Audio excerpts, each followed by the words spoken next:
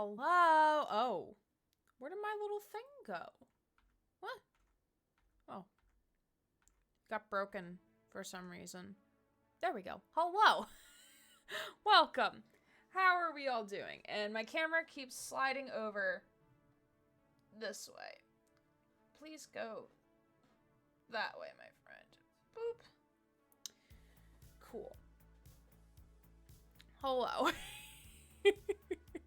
Good to see everyone. I hope you're all having a good Monday, a good time zone wherever you are, whether you're here live or watching the VOD afterwards. Welcome. My name is Erin Gray, they, she pronouns, and we're checking out Citizen Sleeper 2, which I'm very, very excited for this game and ultimately the demo. I loved the first Citizen Sleeper game. If you're curious, you can check out my VOD of the Citizen Sleeper, the first game, along with the DLC. So when they announced the second game, I was quite literally over the moon with excitement. So I'm so excited to play the demo, and thank you, fellow traveler, for inviting me to play the demo and letting me know that it was coming so I could build it into my schedule. So I am beyond excited to be playing it with you all. But let's catch up. How are y'all doing? What's the Monday vibes like as I get an appointment notification for my students? What do you want from me? Oh, did someone schedule? Oh, this is for next week. Okay, I thought it was like for this week because like I'm fully booked this week. So I'm like, oh, did somebody cancel? I'm like, no, this is for next week. I'm still technically working for another hour, so I just have to like monitor my emails and stuff.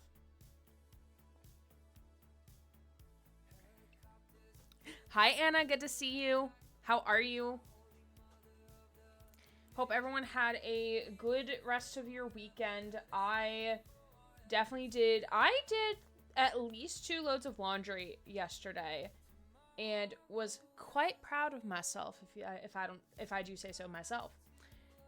And I 100%ed Sammy Jukes yesterday as well. I did a lot yesterday, actually. I did a shit ton of stuff yesterday. I had finished, y'all, when I tell you that I finished 2 loads of laundry, I mean all the way from start to finish. Put it in the washer, put it in the dryer, fold it, and put it away. 2 times yesterday. I am proud of myself. Before meds, unable, not allowed. That was not a thing before medication. So I am proud of myself. Finally managed to not make dinner late today. Yay! I'm still technically eating dinner, so yeah. I actually finished my lunch very late, as in like I was nibbling on the eggs and rice like all day. So by the time like 4 o'clock rolled around, I'm like, I should probably make like actual dinner, because I know I'm gonna get hungry during stream and I don't just want to eat sweets during stream. So I made my pork chop, and normally what I've been doing has been eating like pork, like a piece, like protein with avocado. But I skipped out on the avocado this time because I'm like, I'm not going to eat all of it. I'm going to get full or something. Or I'm not going to be able to finish it. So I just have the pork chop. Well, I think ate 1/2 of the pork chop. I still have the other half. I did a lot of housework, more showing. I am unemployed by playing Terraria, getting ready at my laptop at 8 a.m. this morning because it wouldn't shut off. Well, you see that it shut off. Sometimes it just takes like a hot minute to shut off. Sometimes my PC does that too, or my work laptop. Pork chop is a good meal. Pork chop is a good meal. Yeah. Yeah, it was like the first thing I saw in my freezer this morning, so I just pulled it out and put it out on the counter to de-thaw. I'm like, I'm not going to be picky. I don't know what I wanted to eat. I was like, all right, pork chop. That's what I'm having for dinner. That's how that went. I did make hot chocolate before my evening appointment started, though, which was nice. And it was like, it wasn't that much of hot chocolate because like I use a frother, so it makes it look like there's more when there's not. So that was fun. And I got my tea diffusers today from Amazon, so I can actually start making my black and green tea mix from D&T at home. And I have honey from the bees at the university to also mix with it, so I'm excited.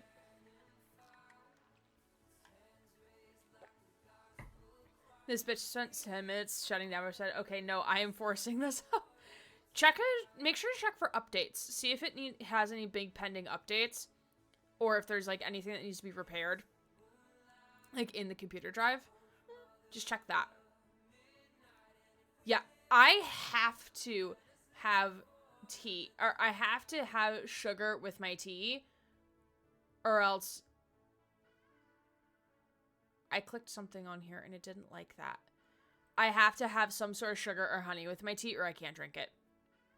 Hi, Julie. How are you? Good to see you. Happy Monday. Yeah, and then today for work has been pretty calm. Today I switched my brain to be more like, okay, we're going to be advisor gray. We're not going to be event planning manager gray. That's for Wednesday. So I've been just focusing on advising today because like some of my other tasks can wait. They're not like super important that I have to do them today or tomorrow. I did a lot of video editing. I'm currently about a third of the way through with my Resident Evil highlights video and about halfway through the Mass Effect video. And I have like 2 more video ideas, which I don't know if I'm going to have time to execute them.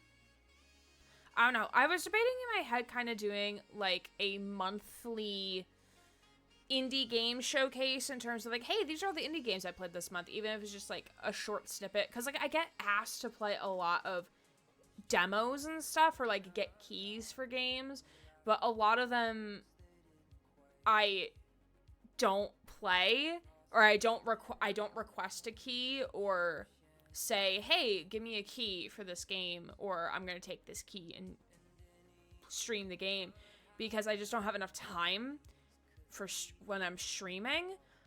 But I'm thinking like if I were to make a video where it's like, hey, I'm going to chronologue every game, every indie game, new indie game that I play that month, maybe?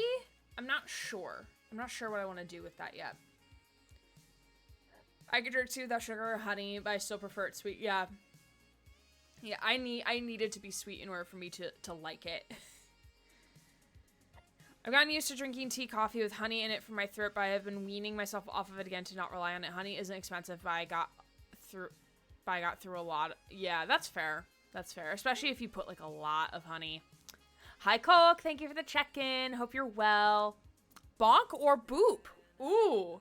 Okay, let me get Sir Pickle over here and make sure my Teams is updated.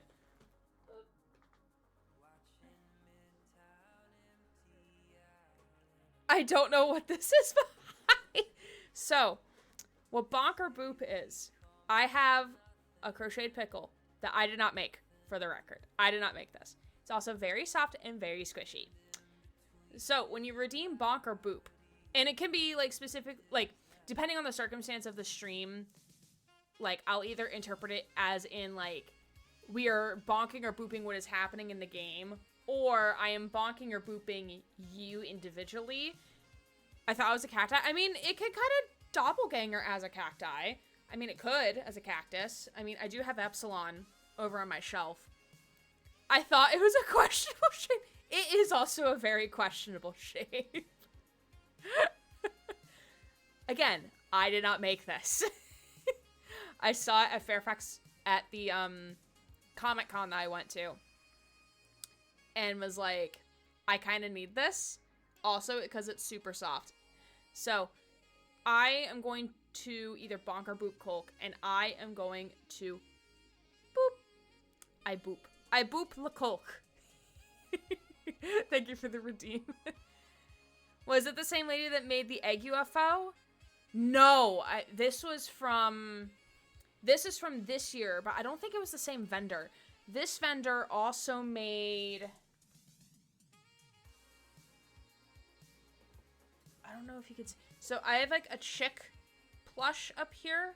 They made that and the whale on Pusheen. I'll go grab them.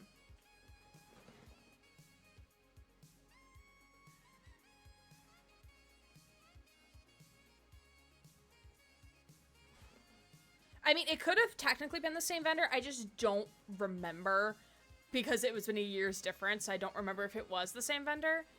But I got a little chick plush, and then I got a whale. Ta-da! Very cute. Very, very plushy. Very soft. And now I have plushies all over my desk. That's how this works, right? I'm going to put the whale right here for now, which is going to have to move when I have to eat food. As Kolk is here, I am wearing my Eggy shirt.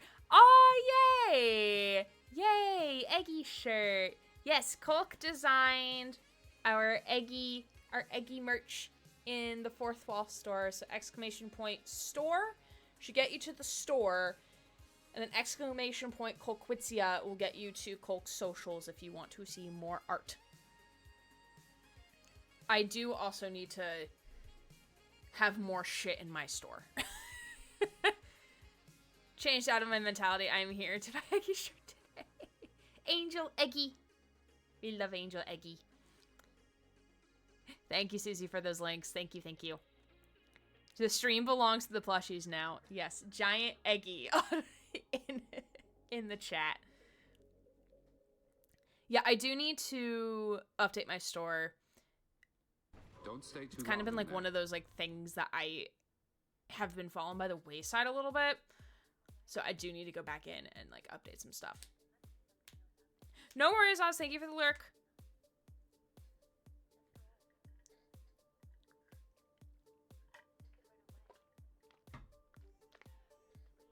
Buy more merch because I need more clothes. That is fair. I mean, if you want to use the merch store to buy clothes, sure. I think something is wrong with this. Oh, there we go. Bare bones of clothes. I do need to also upload my prints to Etsy. That is something I also need to do. But I forgot. It's not that I haven't forgotten. I have been actively thinking about it. It's more of just like, I just need to set time aside to do it. It's mainly the pictures. It's because I have to take pictures of each print to then upload to Etsy. Oh, that's not what I wanted to do. Boop. You can't even tell this is a whale. Let me pivot him. There we go. You can kind of now tell it's a whale. I'm going to take a bite of my pork chop.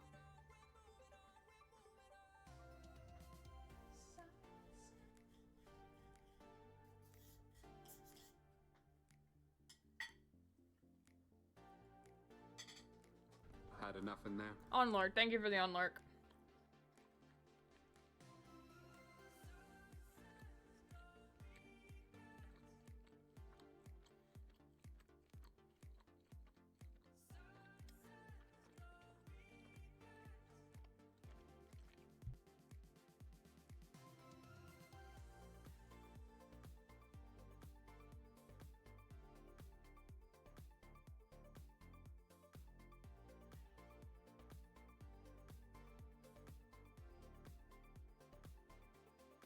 Sorry, I didn't want to talk with my mouth full of food.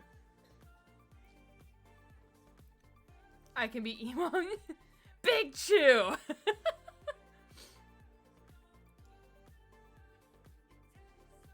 I do not have a nice stand for them to sit in, but I do have a light box, which is what I've taken my pictures for my bracelets in. We'll figure it out as we go type of thing. I can get creative with, like, if I want to prop them up or something.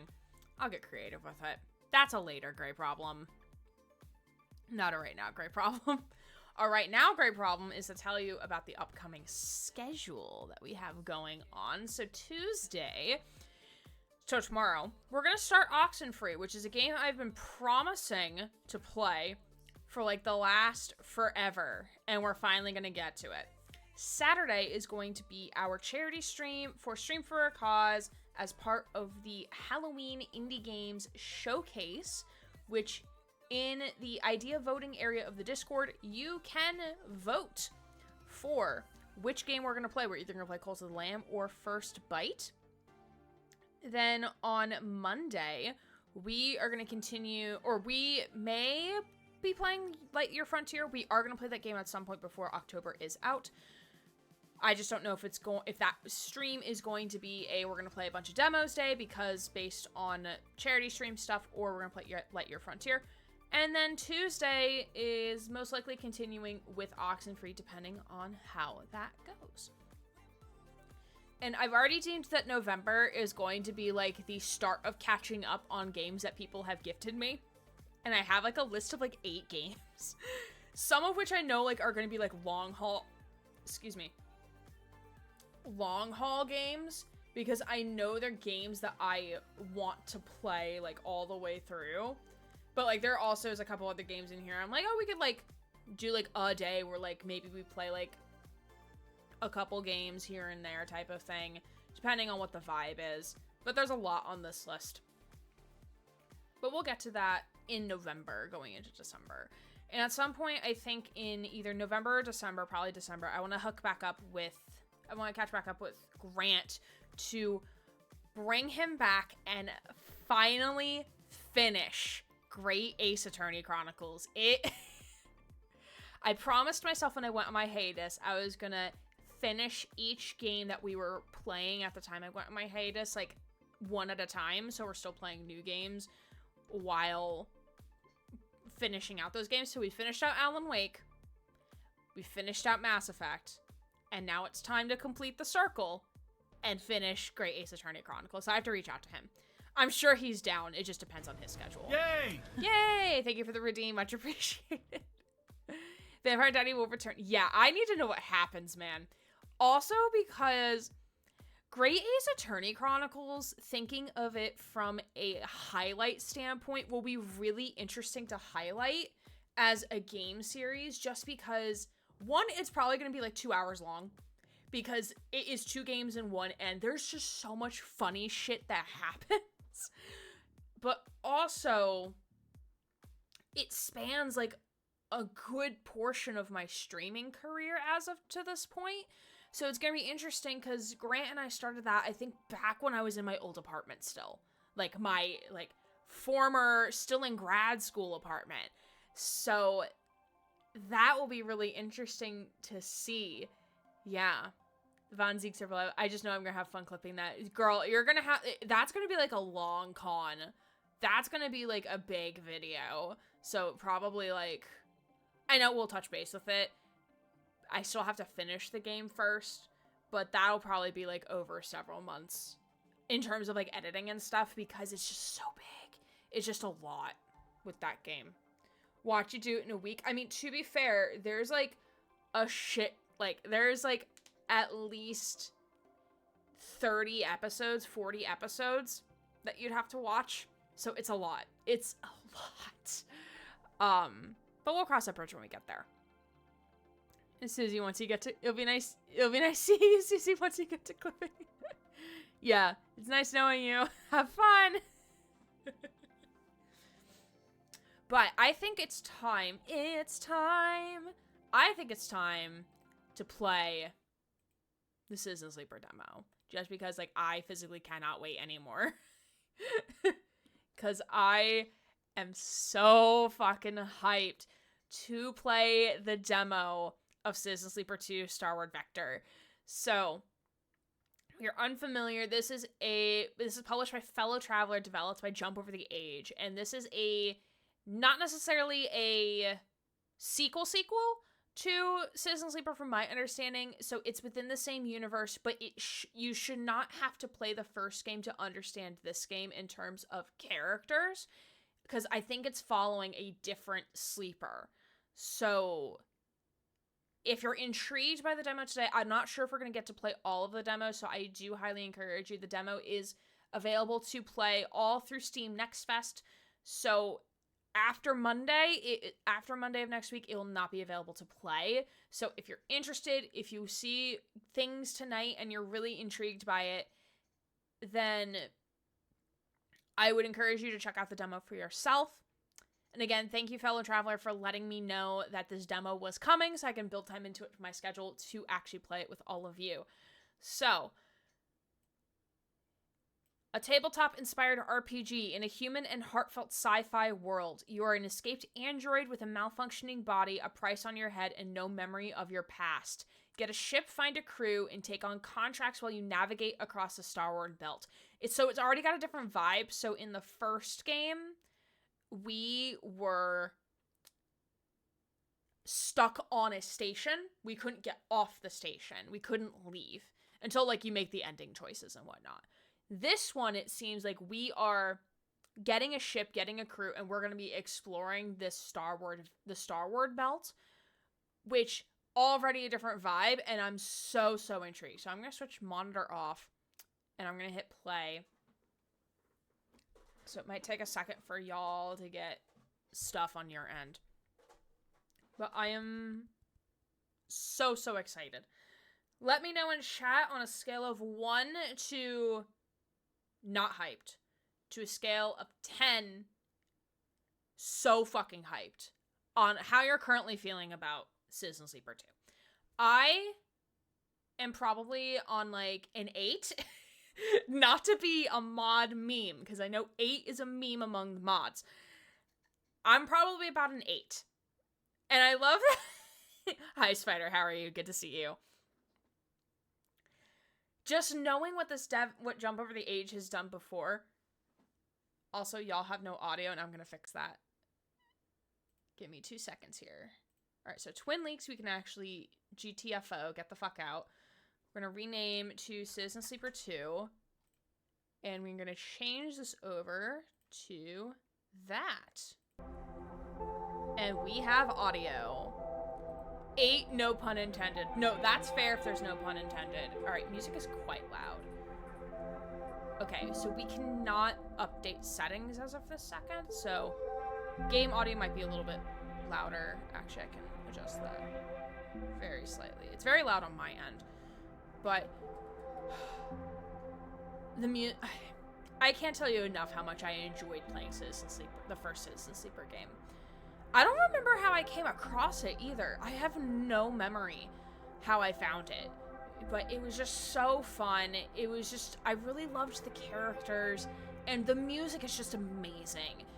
Amos Reddy, I believe is their name, is the one who wrote the music for Citizen Sleeper 1. And I get it stuck in my head so often. I need to go back and 100% that game. I need to. That is something I so much want to do.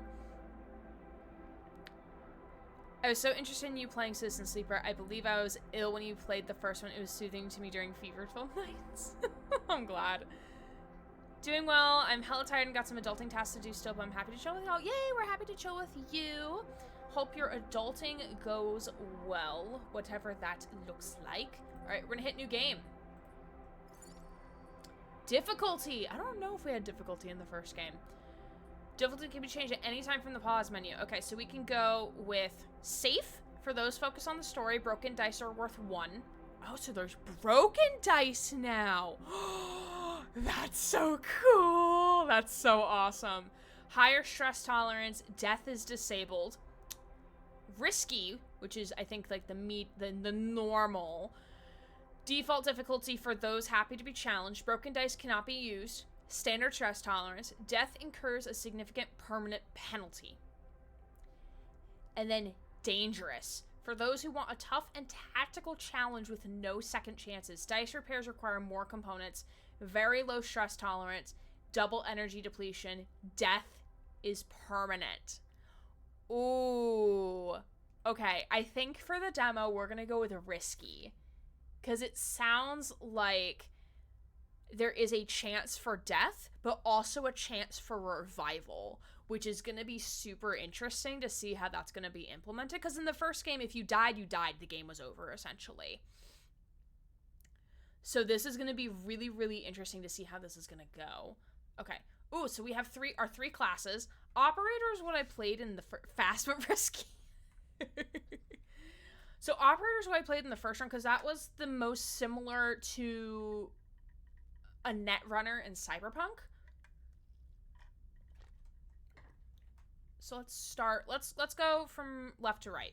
So we can be Push, which focuses on stress and focus lowest dice. Oh, no. This is Machinist. Machinist sleepers are built to repair and modify automated systems used in corporate resource extraction. They're very skilled engineers, but their isolated works mean they often struggle with tasks requiring a direct approach or social engagement. Their focus skills allow them to focus on a single task and boost their dice to excel it. Sleepers assigned to machinist work are usually diligent, careful, and structured people. Again, that's another thing I love about this game series is the art is just so fucking good. Operator sleepers are built to work with drones and remote machines over local networks to perform corporate resource extraction from a distance. They have expertise in working with interfaces and computer systems but are more physically fragile than other sleepers. Their reboot skill allows them to hack their own systems to re-roll dice, a risky but potentially powerful move. Sleepers assigned to operator work are usually cerebral and precise people. So the dice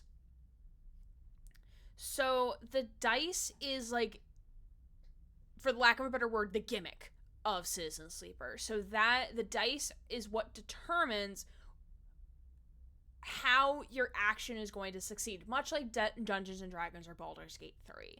So, and it works with 6-sided die. So, and we're going to see that most likely as we progress forward with the demo.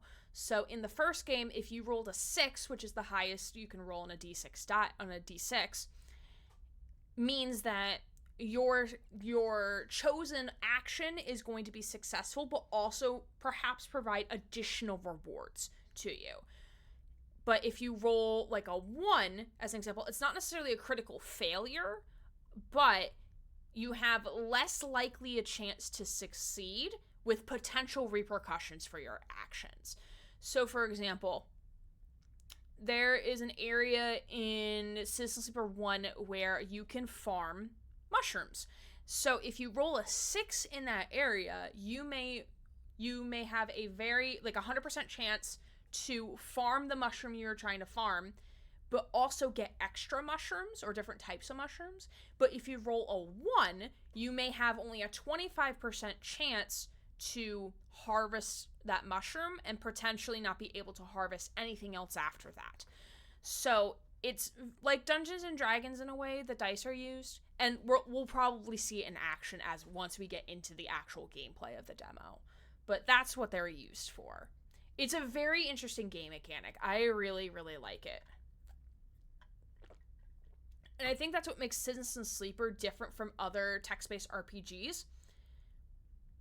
Yes, and you also, so every day when you wake up, so you go to sleep and you wake up, you have new dice that you can utilize every day, and they change every day. And depending on your sleeper, with the build that you made for your sleeper, you can re-roll your dice, repair dice, different things that you can do. So this is the operator sleeper. We can also be the extractor. The extractors are built to work at the coal face of corporate resource extraction, often in hard vacuum environments. They have a high level of physical endurance, but their confidence, means they struggle with tasks requiring intuition. Their rally skills allow them to motivate those in their team, boosting their crew dice. Sleepers assigned to extractor work are often confident, self-sufficient, and have a high level of endurance. Yeah, and I think all sleepers are they, them, which is pretty cool because they're androids, they're robots, so they don't necessarily have a gender or a gender assigned to them like in Detroit Become Human. So we're gonna go with Operator. Operator's my homeboy, my homie. I love Operator. Operator's what I played in the first game. So we get a boosted interface and slightly boosted in Slightly boosted in intuition and engage, but we have, like, no endurance.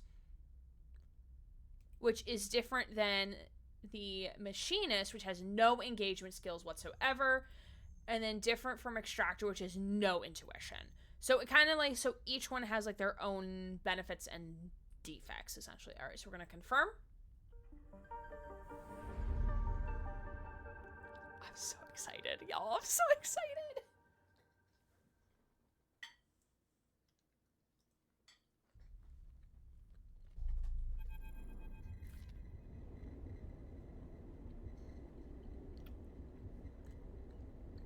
Of course, I also decided to start chewing at the worst possible time.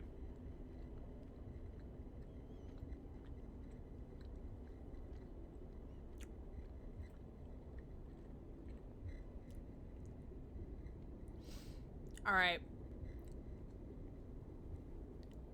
In the moment before waking, the dark space becomes conscious thought. You struggle to find the pieces of yourself.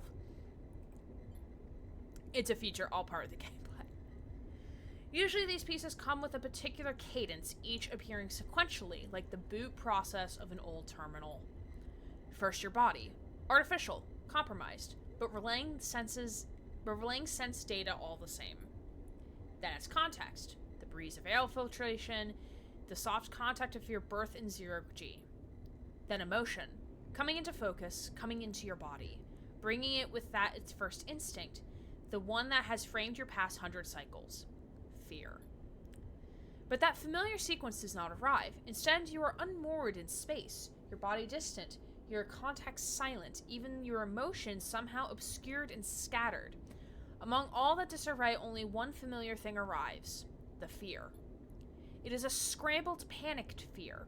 The drowning fear, the falling fear, the fear that makes you reach desperately for any stable point. It is the fear that tells you something is wrong. Something is very wrong with you.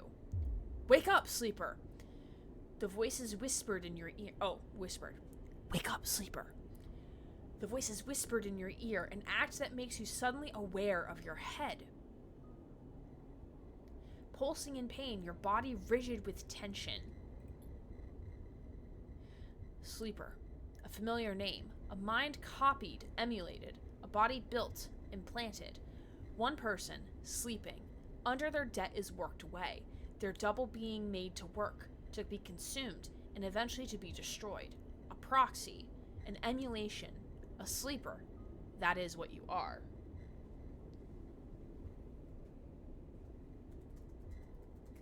Sorry, my coworker's messaging me.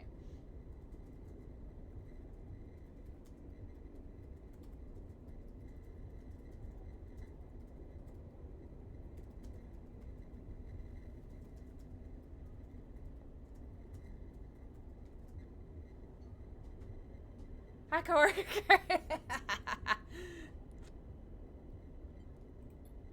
But you escaped. You remember that now, broke free from your corporate creators, Essenarp, in search of a future. You cannot remember the details of your escape, but you know the fear has been with you ever since you did. All of a sudden, you remember you have eyes, and your eyes flicker open. I'm sorry. I love that a machine, an android, had to be reminded that they have eyes. And that they could use them. I'm sorry. I wish I could also forget I had eyeballs at some point. Eyes? Never heard of her. Never heard of them. Also, this is why, another reason why I love Citizen Sleeper, because, like, look at the visuals! The visuals look so good. I remember this person from the fucking demo. Or not the demo, the trailer. And I'm like, oh my god, who is this hottie? Who are they? I need to befriend them and, like, smoochy smooch their cheek is what needs to happen. Also, wait, they're shirtless. Hold on, that's a fucking tattoo. Holy shit, that looks so cool. It's a tattoo that also radiates down to their arms. Oh my god. I love them. Lane is their name. Relentless, cruel, and on your trail. Oh god, is it? Are Are we gonna have another Felix situation from the first game?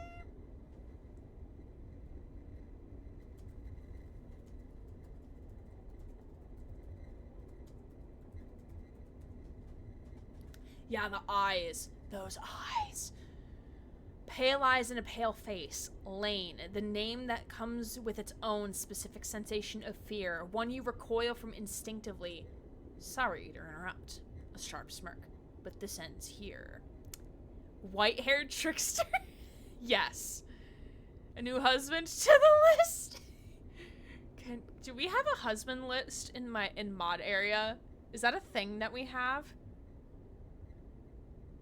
No. Okay, I'm making a thread in silly mods.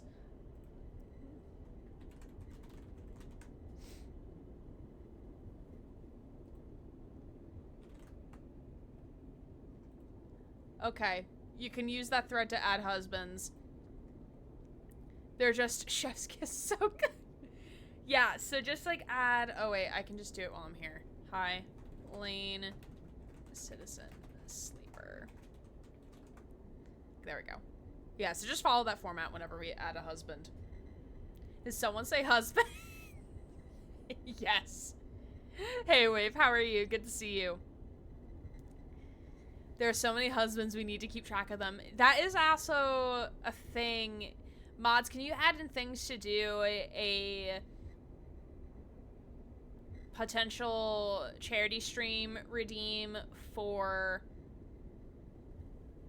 updated husband tier list? Can we add that, please, and thank you? Love you, mods. Mods are awesome. Love your mods wherever you go. Welcome to the Club Trickster, and you can talk about the evils of shirts. Yeah. Wave, glad to hear you're doing good. We are playing the demo for Citizen Sleeper 2, which is a game I've been excitingly and patiently waiting for. So you're in for a grand old time. Also, you get to hear me voice act, which I don't play a lot of text-based games anymore, just because it does a lot to my voice. He's white-haired trickster. You search your mind for more than a name. Is this how you reward for me for my generosity? Lane is leaning over your horizontal floating body, looking down into your eyes. I took you in, protected you, gave you a purpose. Bro, you're giving me Felix from Red vs. Blue vibes right now, and I'm kind of here for it. You try to look away, to the corners of your vision, to find something you understand. Your body does not respond. But I suppose that wasn't enough. He reached into the pocket of his jacket and retrieved a small vial. This wasn't enough? The vial glitters. This object you know and have known for a long time. Stabilizer, the drug that keeps your artificial body, your emulated mind, from inevitable decay. The only balm for your planned obsolescence. Obsolescence, yeah. The liquid rolling in the vial fills you with disgust. Gray's husband list. 1, Von Zieg's. 2, Trickster. Not necessarily. Trickster ranks higher than Von Zieg's. In my eyes, at least. He stares into our eyes, swoons. There's more, trust me, there's more. Lane pockets the vial. But would be wasted on you now. After what you've done to this body of yours, he looks at you with a palpable disgust. Lane's eyes scan your body, and as they do, you become aware of the wires and tubes attached to you. Those that were meant to free you from your dependence, from the stabilizer and the control it grants Lane. They're free, you piece of shit! They don't need you anymore. The voice comes from somewhere behind Lane's head. It is a voice you know, but when you search your mind to try to understand why you find only dizzying darkness. Hi, Mary, how are you? Looks at the old list of husbands. It was time to update the list. Oh god, I have a type. Villains, yes. Shut him up. Lane barks the command, and you hear the sound of impact from elsewhere in the room. You try to move your limbs again, and this time you feel a flicker, the twitch of a finger. You feel the extension and compression of a synthetic muscle. I have such big plans for you, Sleeper. I rescued you. I invested in you. Lane grips your arm hard, and you feel a jolt of reaction. You will the arm to move. But you've ruined all that. taken me 10 years to realize that. Lane speaks louder over the sound of the struggle behind him. I will try to preserve your body, of course. I have my own uses for it. But your emulation? You feel one of his hands searching behind your head. He finds and grips the thick cable running out the port at the base of your skull. I will burn that out. Lane jerks forward, slamming across your body, then spinning away out of sight. You feel yourself rolling, the cables plugged into you, looping and wrapping around your limbs. Ooh, a friend, I think. Then you feel hands steadying you, pulling cables. You glance around wildly and see someone diligently unplugging you. You meet his eyes. Hey! He waves a hand in your dazed face. We need to move. Lane won't be out long. He unloops a cable from around your wrist. Sleeper, help me out here. You blink, slowly. Do you know this person? He leans over you and you feel his hands on the connector, flicking switches, releasing locks. Come on, come on, come on! He tugs the connector clear and pulls you up. You see the room you are in for the first time, filled with tech and terminals, wires waving everywhere, all lit by big windows looking out on an impossibly bright, screen-filled street beyond. My back hurts, but otherwise I'm okay. Oh, I'm glad you're doing okay. Had to hand peel potatoes for dinner. Oh no! Oh no! Well, hopefully dinner was still good regardless. I'm sure you had some fruits of your labor, or I hope you did at least. In the corner, you see the dark shape of a floating body. Oh, Lord. Surrounded by a glittering constellation of crimson baubles. Is that blood? Move! You are wrestled and shoved towards the door, which slides open in front of you, and then you are out in all that brightness, all that movement, gliding hard towards some unknown destination. Ooh, he moved. Okay. You come to a stop in a dark alley, the one who guided you here pausing, catching his breath. He doubles over beside a massive life support unit that sends a lukewarm breeze across your skin.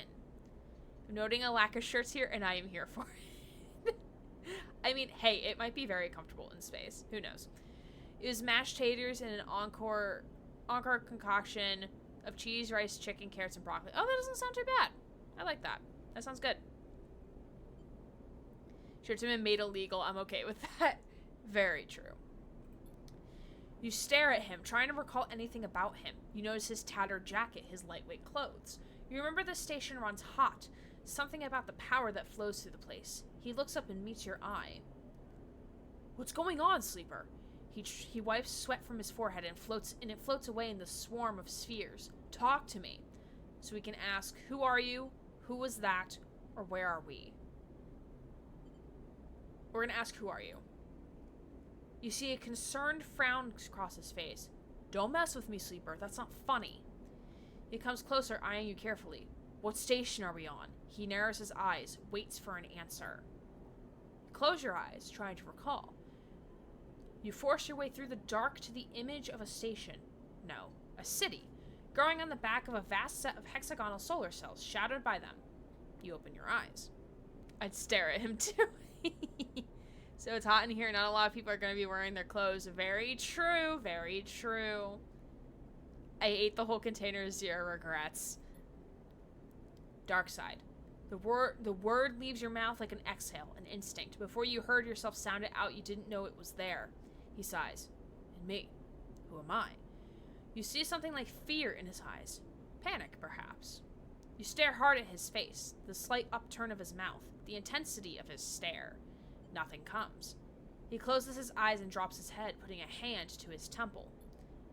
The reboot. He's speaking quietly to himself. Lane interrupted the process and... He lifts his head and stares at you. We need to keep going. We need to leave. He turns and kicks off down the alley. Come on, the rig can't be far. Ooh, I think this is our ship! Oh, I love the design of the game. I love it. I love this game. I love it. Absolutely in love with this game. Yeah, it looks so good. This is actually making me want to go play Citizen Sleeper 1 tomorrow. I might go do that. I might return to it, because there's a couple more achievements I need. Night City, but in space? I'm here for it. Absolutely, I'm here for it. As you are led through the passages and serviceways of the station, you try to recall your life here. The texture, the temperature of Darkside feels familiar, but you struggle to pin specific memories to it. Focusing hard, you recall waking up in these passages, cycle after cycle. The rhythms of the station flowing over you along with the crowds. You recall desperation and the slow decay of your body that caused it. Then Lane, those pale eyes, offering you a glittering vial, stabilizer, the promise of supplying more for your work, a deal he locked you into a cage. There your memory fails you, but in a dark beyond, that moment residue of panic, of fear remains. Is this considered more choose your choice type of game or visual novel? It's both. So it's a visual novel, but some choices do have consequences. I remember in the first game that you can choose how to leave the station if you wanted to leave the station. So you got choices. If we didn't stop certain events from happening, we could have died early. I remember that being a thing. So there's definitely things you have to do. You have to be mindful of things. Some choices do have consequences. And it's also very much a visual novel. You were Lane's prisoner, Lane's plaything. You shudder in the cold passage. Yeah, you also had to eat every so often as well to regain your, these things up top. Hold. Your guide holds up a hand, and you stop your glide using the wall. Ahead, you see the tunnel opens up into a wide open bay, with a few doors leading to cylindrical tunnels, the docks. Lane's plaything, I volunteer. Actually, same. I agree. They're watching the rig. He nods towards the docks, and you see one of the open doors has a couple of figures flanking it, one covered in ornate tattoos, the other with bright silver implants along their cheekbones. Utsubo, Lane's guys. He looks at you and shakes his head in frustration. All this, it's not coming back to you, is it? He places a hand on his chest. I'm Seraphin, alright? He looks pained when he speaks. Lane, he was our captor, both of us. We did this so we could escape. We needed to reboot you, to break your dependence on stabilizer. He pauses. You know what that is, right? You nod meekly. Who's next in the line? But Lane interrupted me back there. The reboot didn't complete, and he sighs and shakes his head. We can still make this work. He looks back at the docks. I'll lead them away. You get the docking bridge open. If we make it to the rig, I know how to get us in. Susie. Got that? He searches your face for a sign of recognition. What's the rig? Seraphin looks annoyed. A ship. Our ship. Or at least as soon will be. Lane assigned it to us when we were on jobs for him. Get that door open. He pats you on the shoulder. I know you know you can do this. Seraphin kicks off hard and glides into the docks. Over here, shitheads! He bellows to the guards as he barrels through. They immediately push off from the wall, giving chase. Oh, so it sounds like the station is in zero gravity. So, like, there is no, or, like, very low gravity. So you just glide everywhere, which sounds kind of fun, actually.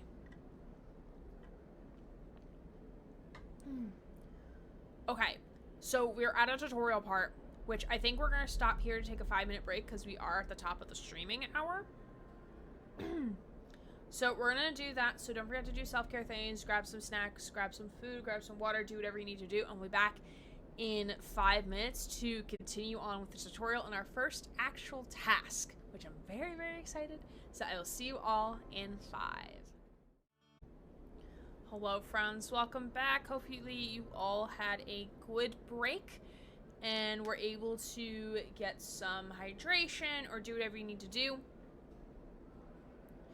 So we're going to continue on playing the tutorial of Citizen Sleeper 2 and see what is in store for us. Glad you got your water. I have my water in a iridescent Starbucks cup because my other water bottle needed to be cleaned. Hashtag free Palestine. Got yourself some popcorn. Ooh, what popcorn do you have? What flavor popcorn? Like extra salty movie theater butter popcorn, which I also kind of want to buy for myself, so hold on. This is for grocery shopping next week. Movie, theater, popcorn. Got yourself some granola bars. Ooh. Any particular flavor of granola bar? Classic movie theater popcorn. Nice. That's always a good bet. Always a good bet. I remember for my music fraternity, for one of our recruitment nights, we did a popcorn bar. Very fun. Very, very fun. Honey hot popcorn in the kitchen. I've never had honey hot popcorn. I don't know how to feel about that. Maybe send toffee popcorn. Toffee popcorn. I would love to try it. Would love to try it. Okay. Tutorial. During scenes, you may encounter skill checks where you can perform certain actions using your skills. Like the dice actions you will encounter later, skill checks can have a positive, neutral, or negative outcome. The better the rating of your skill, the more likely you will succeed on a check. The odds of success are displayed when you select the check. You can see more info in the guide section of the pause menu. Okay. Does this show me? Okay, no, that's that. Okay, so. It's a spicy popcorn. Yeah, I don't know how to feel about that. Strawberry and the other's raspberry. Ooh, those sound good, Anna. Okay, so interfacing has a 50% chance positive and a 50% chance neutral. While break the seal has 50% neutral and 50% negative, or 50% 50-50 chance. So we're gonna hack the door because it's gonna be a decent outcome regardless. You shift the control panel, your fingers dancing around the keys. Without thinking, you access the maintenance layer and trigger a fire safety venting procedure. The panel drones out a klaxon and the door pops open with a hiss. So we succeeded.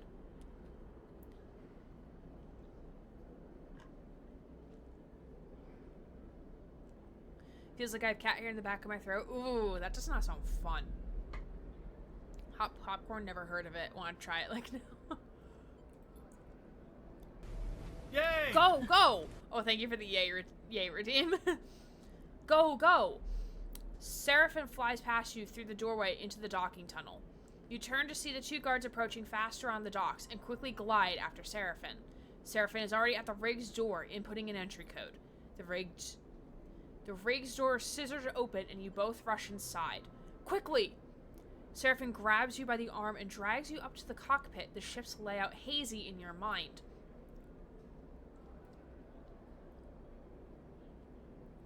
He dumps you in a flight seat and straps himself into his own. You see him tap a series of buttons as he does, talking to himself. Come on. The rig's drive rumbles into life, and Seraphim slams a button on the console. You feel the force of the ship's acceleration as it pulls away. A little animation! Oh, that was so cool! Ooh, and now we have the dice. Yay, I'm excited. I'm so excited. Probably going to be lurking a bit more tonight because I need to be productive, but I am excited to see what this game is about. Hi, Chloe. Good to see you. Appreciate the lurk regardless, though. I give you motivation to be productive. As the ship glides into place on the connecting bridge, its automatic system nudged there by the port's docking protocols, you feel a sense of relief. Seraphim burned hard out of Darkside, and you dropped in and out of consciousness in your seat as the rig made its way across the belt. But for now, with open space between you and Lane, you feel fresher, more awake. Seraphim breaks the silence. We're good, sleeper. His eyes don't leave the monitor, and you realize this part of your escape is routine for him. You and he must have docked at this ship countless times in your work for Lane. The problem is, you don't remember any of them. We made it, he whispers, closing his eyes and letting out a sigh. You certainly did. He turns, and you see a pained look on his face, as if remembering something difficult. Had you said the exact same thing to him before, in the same situation? Are you okay? He looks at you, chewing on one side of his lip, searching your face. Not really, he puffs. Seraphim reaches up, flicking through a set of switches in a practiced fashion, completing the shutdown. You watch, a little frustrated with your own uselessness. running the rig, you realize, is just another thing you've forgotten. A clunk that runs through the walls of the ship is followed by a short percussive alarm tone from the pilot's console. Docking complete. Seraphim kicks off from his seat, twisting as he glides past you towards the back of the cockpit. His hands find the rails on either side of the door, and he pauses, facing into the corridor beyond. He turns back to you, backlit in cold cyan. We need a plan. He glances around. Lane's not going to let us slip away quietly, he sighs. So we need to talk, we can keep running, or we hide here. I love the idea they've done this many times and just don't remember. Yeah, I mean, and also because, like, it gives the player a chance to, like, also be in that shoes of, like, oh god, I don't remember anything. Or, like, how to do, like, things just don't make sense anymore type of thing. And I can officially close out because work is done for the day. Yay! Yip yip hooray! Wahoo, we made it. Okay, close out the VPN. Don't stay too long in there. Oh, thank you for the lurk. Come on. Okay, there we go. Bye-bye, work. Bye. Have a nice day.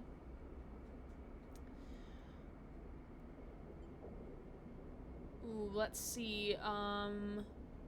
Troubled, stubborn, and on the run. I love how these things change. We keep running. Seraphim nods. That's what it feels like, right? That we can never get far enough away from that shithead. You see a shiver run through him and know that he has suffered as much as you did under Lane. We have bought ourselves some time. He glances through the cockpit window at the blinking lights of the station. You may not remember Hexport, but I do, and there's plenty of opportunities here for us, if we can keep our heads down. He turns back to the corridor. That's what we'll do.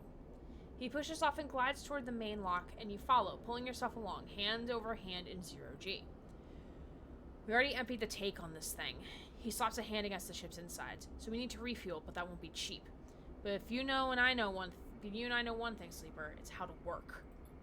I'm gonna get myself reacquainted, see if I can turn up any old connections. People that might throw us an easy contract. He glances back over his shoulder. You keep out of trouble. Low profile, got it. Seraphim stops at the airlock, stopping the reboot halfway through.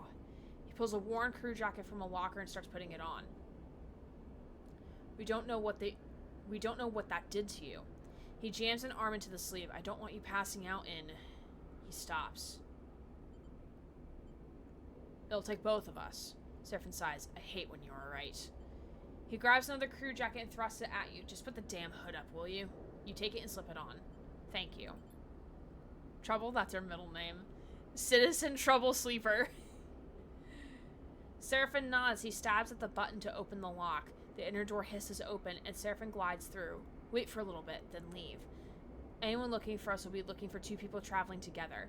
He looks at you in your worn crew jacket, a limited disguise for what is clearly a sleeper. Ooh, I accidentally misclicked. We meet back here later. Any trouble? Same thing. Meet here. He takes another look at your disguise and shakes his head. This is a shitty idea. He gives you one last look. Maybe find yourself something to eat. Suddenly you recognize Seraphim's instinct to look at you. Look after you. A flash of a relationship now lost to the reboot. Oh god. I wonder if we do need to get disguised. I mean, we're a sleeper. We're an android. We're not going to look like human. We're not going to look human. Catch. Seraphim throws a handful of something towards you. You manage to grab the projectiles, and when you open your hand, you see a stack of cryo chits. Oh, so this is currency. Those will get you some food. We'll need some more for fuel and supplies. He grimaces. That means odd jobs on the station for both of us. Seraphim kicks off and glides down the docking bridge. Don't go too far, alright? He shouts as he leaves. Take it slow.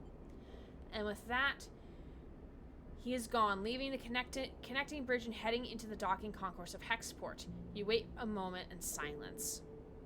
Cryo shits? Yeah, really.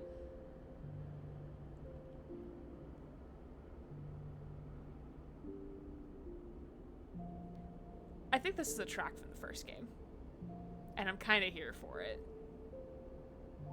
Oh, it might be slightly modified.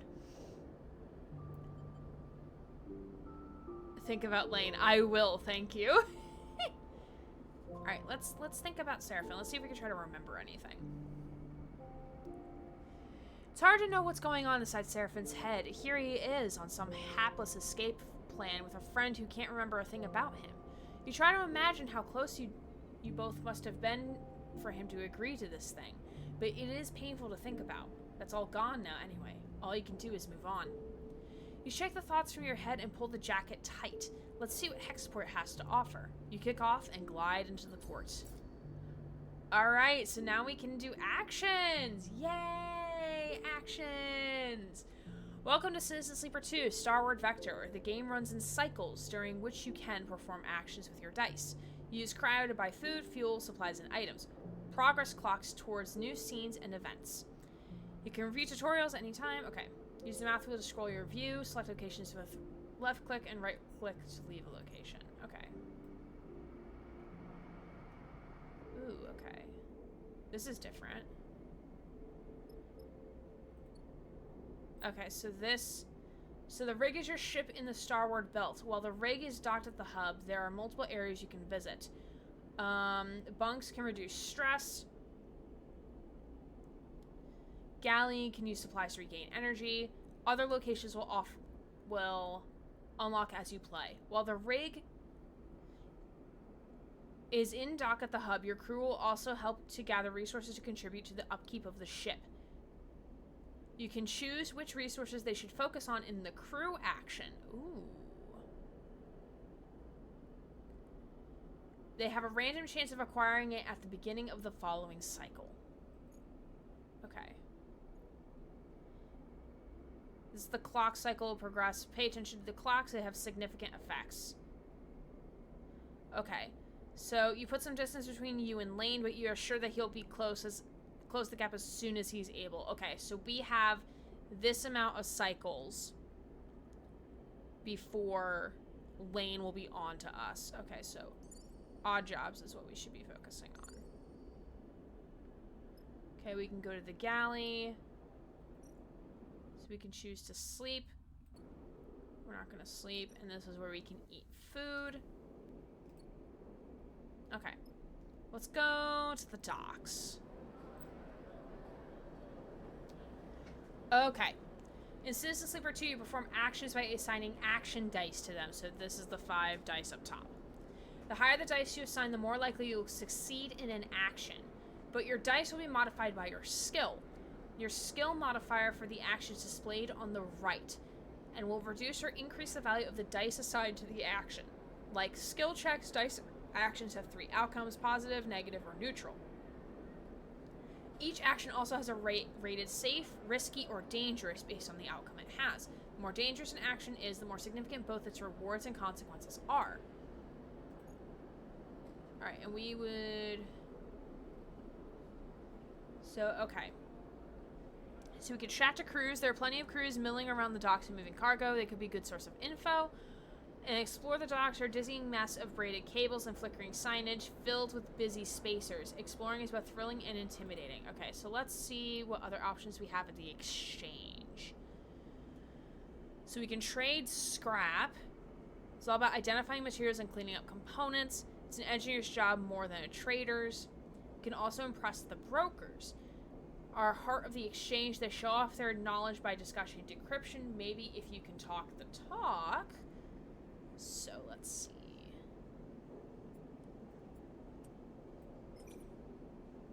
Ooh, so 50% neutral. No. Okay.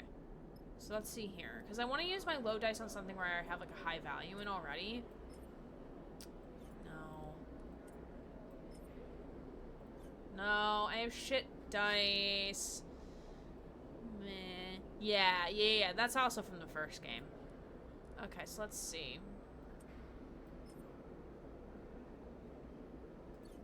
Oh, nope. That's not what I wanted to do. Okay, oh,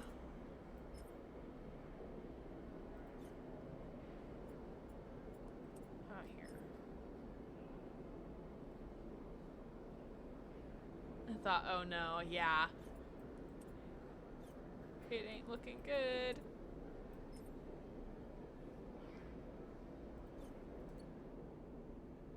See here again. Okay, so none of these are safe actions. Okay.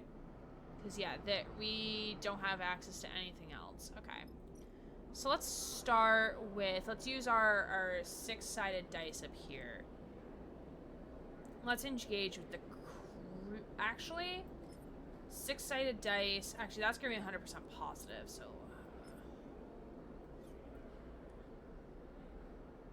yeah, because this... Okay, yeah.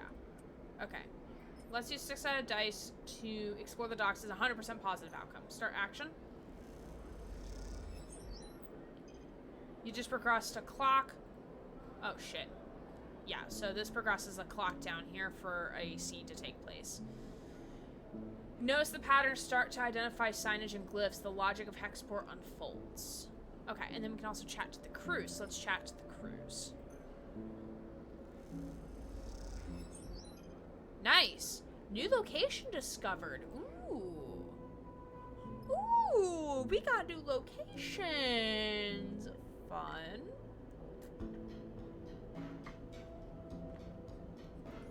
Oh, and here's our skills. Okay. So this is the character screen. Here you can upgrade and configure your sleeper. On the left, you can upgrade your skills to improve your skill modifier applied to your dice when you undertake an action. To the right, you can upgrade your push, the unique ability of your class.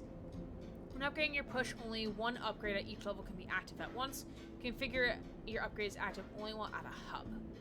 Okay, so we have 0 points, so we're not going to worry about that right now. I think the push is new. I don't think that's in the first game. Okay, so freight loading. So we can... The warehouse of the Hexport docks supply the industrial operations of the station, meaning they need constant loading and restocking. So, do we... Endurance skill is missing. Ooh, we do not have endurance, that's right. Okay, so let's leave. Let's go here to the Bends, the Chaotic Dockside Bar. You can eat in exchange for currency. Eating gives you energy and stops you starving. Ooh, so we can play Star and Stoker. It's a space gambling game played with custom magnetic dice. Chits are stashed in symbol-marked cans, and winning is ruthlessly luck-based. Let's see how this goes. We didn't have to insert coins for it, so we should be good. Oh, we lost 4 Cairo. Alright, damn. Ben's Fry. Ben's Fry. Okay, let's see. We lost some money with that transaction. That is unfortunate. Let's see. We do not have an engineer skill. Can we press the broker? Ooh, interface skill proficient. Yeah, let's see if this works. Nice! Neutral outcome. Sweet. Alright, so we only have 1 dice left, so you know what? Fuck it. Fuck it. Let's see what happens. Nice! 5 Cairo. You have used all your dice for the cycle. You need to end the cycle at your ship, the rig, to rest and re-roll them. Okay? Alright, let's go to the rig. And sleep time and cycle. Yay! Day 1 done. Oh god. Good thing I didn't take a bite of food. Hi Liam, how are you? Good to see you. We're in trouble, sleeper. Seraphin leans into the berth as you are getting out of your bunk.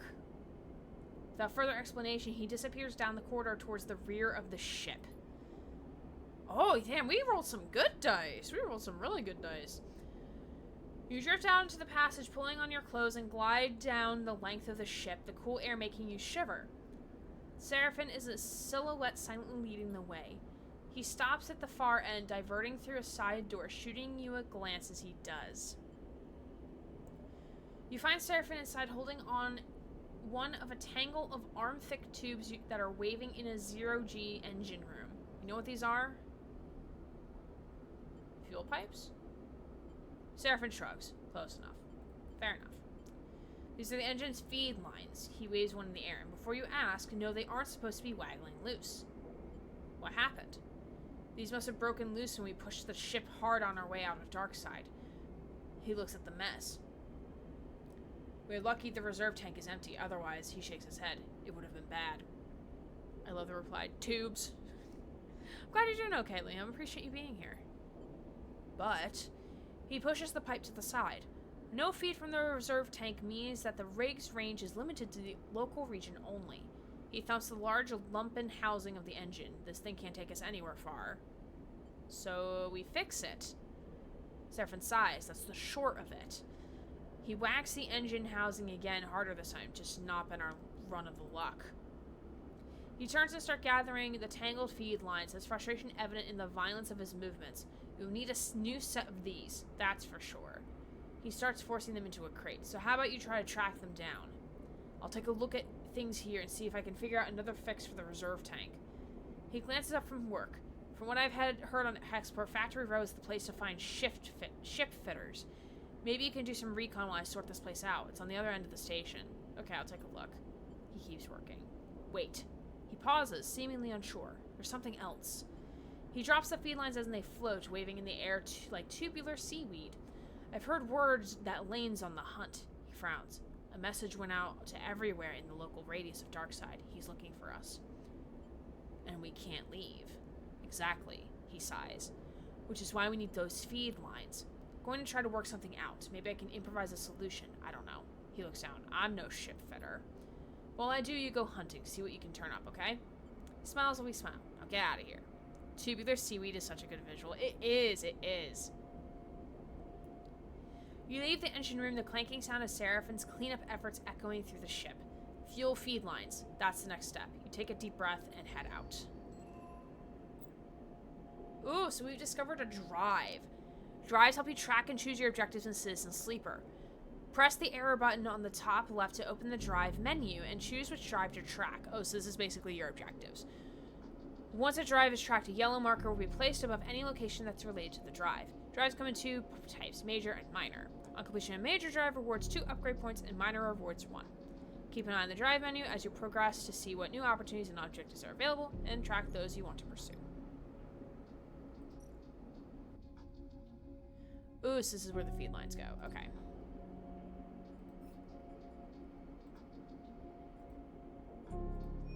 Okay, we're gonna toggle tracking. Alright, so it said, ooh, Factory Row. Okay, so search the row. Alright, so let's throw a dice here. Let's see what we get.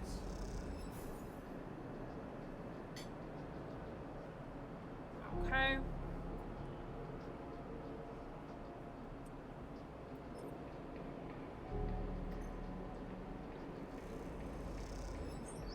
Beautiful, beautiful. New location discovered. Ooh. Swift scrap sold. Neat. Just keep saying neat.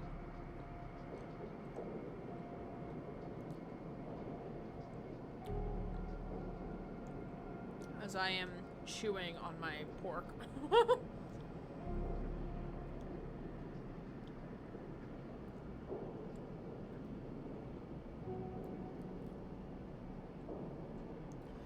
Alright, data defusal ships, so all scrapyards have paid. Tack. Old tech tends to be... Ooh, okay. Oh, so this is shifts. This is things that we can do. Okay. Okay. Let's go back up here. Let's continue. I want to try to get... Ooh, we just need one more. So let's actually... chat to the crew. Let's finish up this connection. Saying neat and then saying it again. Neat. Positive outcome. As you're gliding across the docking concourse, you hear a scuffle.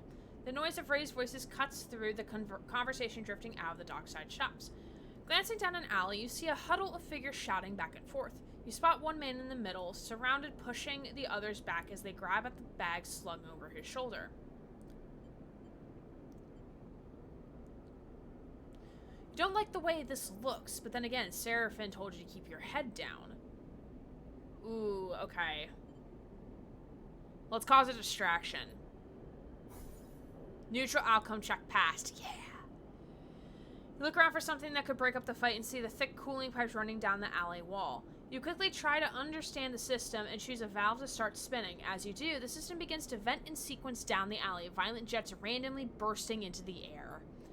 There's a scramble in the alley, and you spot the figure who is being attacked drop down to the alley floor. Then your vision instantly fills with pale liquid as a jet of coolant jumps out nearby, missing you, but sending you spinning in 0G.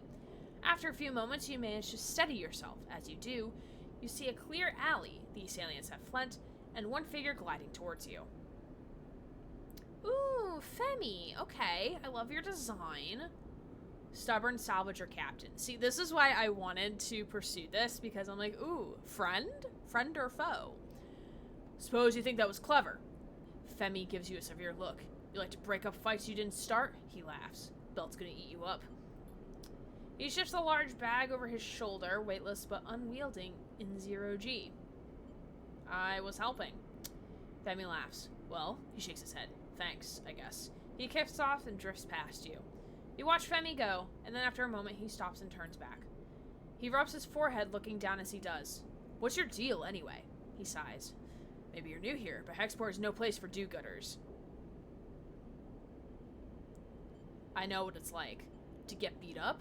Femi shakes his head. Hexport got real rough. Look, let's not hang around, alright? Femi undershoulders one of the bags and pushes it towards you. Make yourself useful. Let's head. You get the strap with the bag over your shoulder and follow Femi through the docks, gliding past the concourse towards the connecting bridges. Femi cuts down the side passage, looking back to check that you are following. Then he stops at the docking bridge, connected to a dull green ship with yellow markings. Excuse me. You look out the viewing window at an odd catamaran-like shape, seemingly built from two separate holes welded together. He sounds like a fond father, yeah. Had enough of adulting. I want to make myself some brownies. Yo, I want brownies. What do I have to do? What do I have to do to get brownies, Spider? I would like brownies. Does anyone else in chat want brownies? Or is it just me? Symbol crash, says Femi, and you assume that's the ship name. Oh, hello, Nia. Or Naya, I don't know. Femi, bringing in strays? A young woman, brightly dressed and stretching as she glides, drifts into the passage. She glances at you. No offense. Nia. Femi shakes his head. This one. He squeezes your shoulder. Helped me fend off some Hexport scum while you were busy sunning yourself. Nia raises an eyebrow. I'm sure you can handle them, big brother. Her glib response hides the flash of concern that passes across her face. You can't tell if Femi noticed. Nia turns to you. Thanks. She smiles sweetly. I'm sorry for my brother. She shoots him a glance. Just in general. Put a mustache on and I will give you a brownie. Send everyone some batches. Oh, sweet. Awesome. Nia. Femi murmurs. Enough now. He reaches over and takes the bag you were carrying. Nia rolls her eyes at you but stays silent. Factory Row wouldn't take these. Femi hefts the bags. I'm gonna load them back up. Maybe we can find a use for them. He turns back to you. Thanks for the assist, sleeper. He nods firmly. Not what I expected. He slaps the button for the bridge door and kicks off another along the docking bridge on his way to the symbol crash. Nia looks at you with raising eyebrows. I hope my big brother was joking? Or did you really help him? I tried. Thank you. She looks back at the ship. My brother needs help more than he admits. What do you mean? She tenses. I don't know if... She smiles a tight smile. I shouldn't have said anything. She pauses, thinking. I want to ask you something. She takes a deep breath and gives you a direct look. What is she building up to? Are you looking for a crew? Sorry to be direct, but you seem like, well, if you're on Hexport, maybe you are with a crew. She stops herself. I mean, maybe your crew needs crew. Maybe you're looking? Why do you ask? She's also very cute. I also very much like her design. Nia looks back at the ship and then to you. Look, I'll be honest. Being on a crew with my brother is nice, but he is suffocating me. She frowns at her own bluntness. not a kid anymore, you know? But he still sees me like one. She shrugs. I want to show him I can handle myself. I need experience. I need to run some contracts. She gives you a determined look. What do you say? We'll think about it. We'll think about it. I'm a good salvager, all right. You can use me. She smiles. I can spot things, find gaps, ways in. She folds her arms across her chest. I know what I'm doing. Femi taught me well. She glances back at the ship. Just consider it, all right? Let me prove myself. Suddenly, a shout comes from the ship echoing down the passage. Femi, he seems to make you both nervous. She looks in his direction. I should go. I should go. As from Mass Effect. She pushes off towards the docking bridge. I'll be waiting. Nia gives you one last glance as she departs, then disappears into the docking bridge, leaving you alone in the passage. Ooh. Ooh. Inch resting. Okay, so we now have longer access to that. Let's see. Okay. We're gonna need cryo soon. So I think what we're gonna do is... Does this give us cryo? I'm assuming this all gives us, like, money.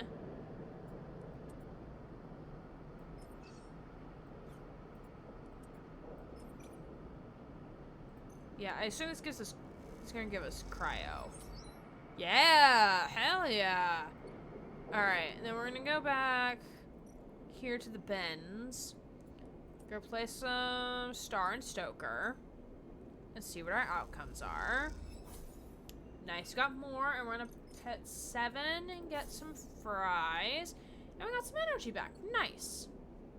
Lovely, lovely, lovely. Okay, and that is it for the dice. Ooh, we can see a... Ooh! We have, like, a map now. That wasn't in the first game. We have a map now. This is fun.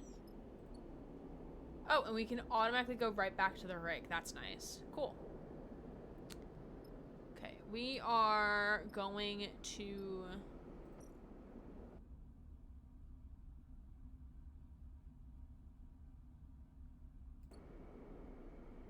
Oh, and I think these dots up here are going to be stress. I think that's what that's going to be. Okay.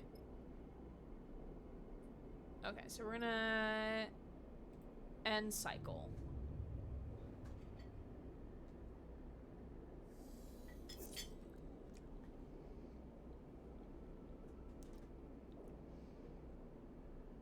Okay. Ooh, I think the color's changed. I think it got darker on the ship now. Okay.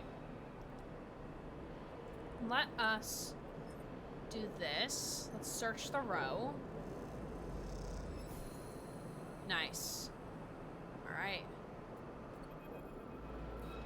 I think we're on a lead. I think we're on a lead now.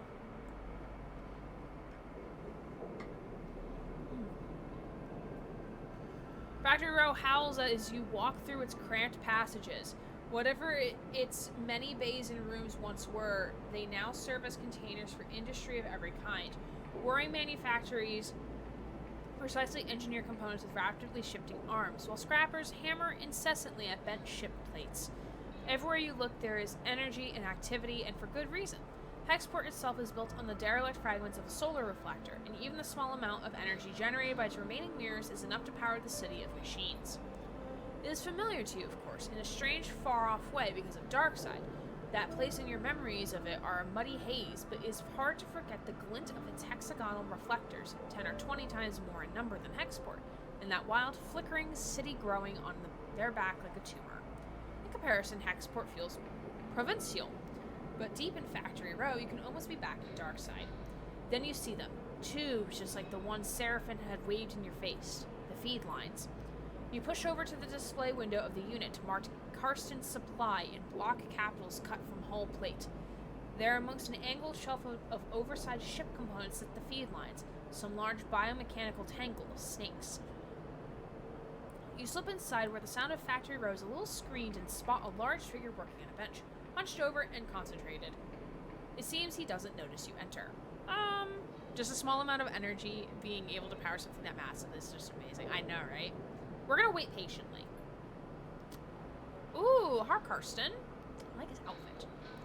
You let him work, watching as, despite his heavy build, he delicately aligns the components, their layers slotting like puzzle pieces. After a few minutes of observing the process, he turns his head a little towards you. Can I help you?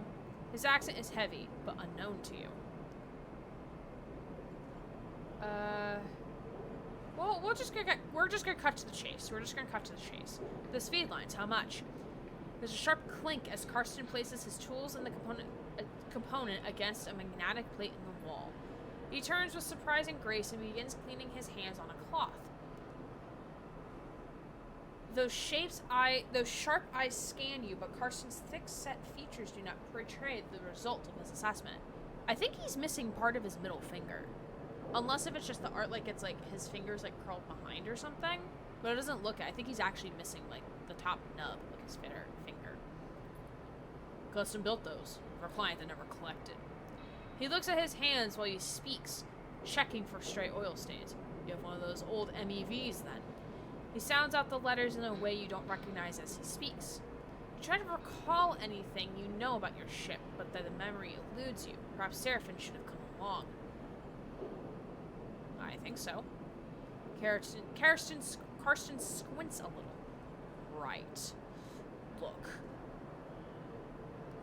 Karsten drifts over to where you are standing, his imposing height evident. For a fellow enthusiast like you, he continued in a distinctive monotone. Let's say a few hundred cryo on clean chits. He shoots a glance at the feed lines. 400, let's say, to be precise. 400? Holy shit. 400. Karsten says back, repeating your question without the emphasis. Yeah, 400? Holy fuck. It's expensive, I know. It's a shame, but it's what they are worth. He screws up his mouth a little into something that might be a smile. However, I'm more of a bartering type myself. Ooh, barter sounds good. Karsten nods sagely. There's a little favor I need a crew for, and well, you look like you might be a good fit. He tucks the cloth away in a pocket and clasps his hands. I know of an old Solheim wreck out there. Real old. Pre-collapse. Tucked away in a dead zone, so no one has ever really cut it. He shrugs. Not only that, but Solheim derelicts have a habit of triggering nasty security protocols when approached by an unfamiliar ship, so it's been left well alone. But a salvager like you, with an old Solheim rig, I bet it wouldn't even flinch if it saw you coming. He smiles. Also, he has glasses, like floating. Good for him. I have a special interest. A need for that old tech. All those old Solheim ships have a data core, and while I don't care about the accounting reports or material ledgers or whatever they kept on the damn thing, I do care about the hardware. So if I was to find you back here with that data core in your cargo hold, clean cut and complete, well then I could see my way to doing a straight barter for those feed lines. Karsten pauses, sniffs the air again. You just need the coordinates. Simple as that. Simple as that, he repeats in a monotone way. So, you interested? He glances back at his workbench because I am a busy man. Oh, fuck, I wish we could consult our friend about this. Yeah, because I don't know how Seraphin's gonna feel if we have to go do a job for him. We have to make a choice. I'm saying let's do it. Let's fuck it. Let's do it. Let's do it. Alright then. He holds out a heavy hand for you to shake, and you automatically reach out. He grabs your forearm instead. Karsten pulls you closer, squeezing your arm. Let's keep this one between us, alright? He half smiles, his face huge and close. It's our deal. Before you can respond, he thumbs a little drive into your palm, those coordinates. And then he lets go of your arm with what you swear is a wink. Oh my god, are you flirting with us, sir?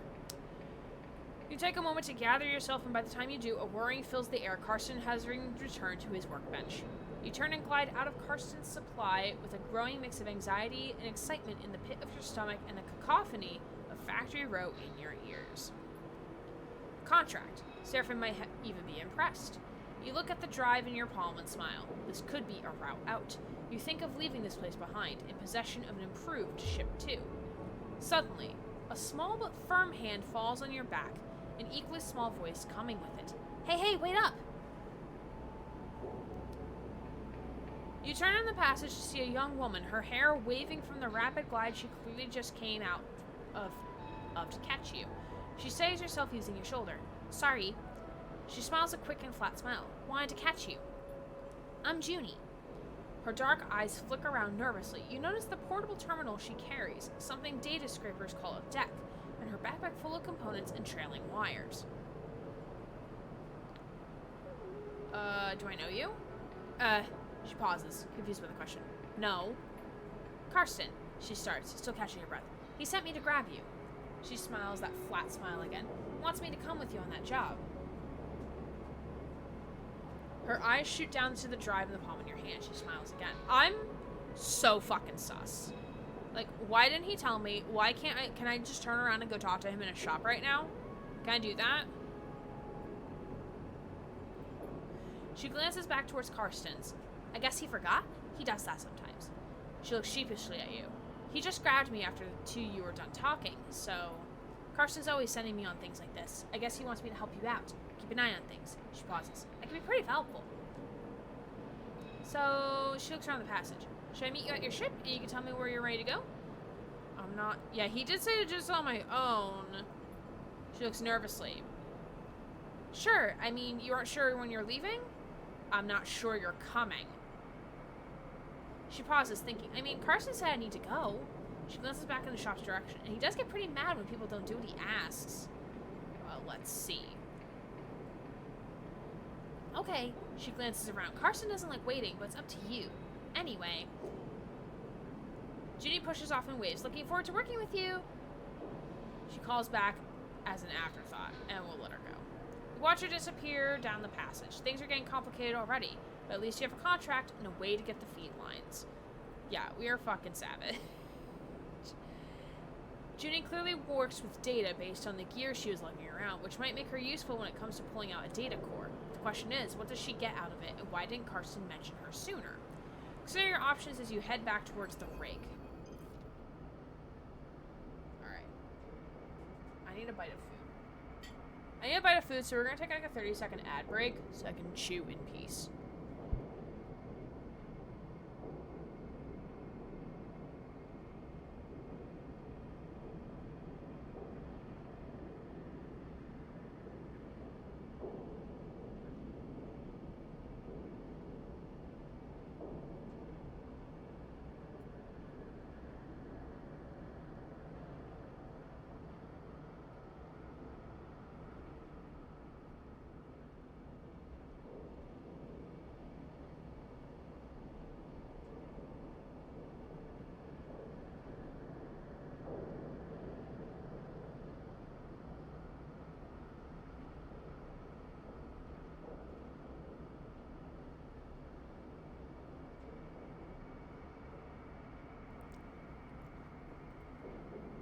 That was just enough time for me to take a bite.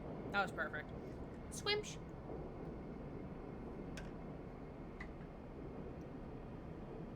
Okay.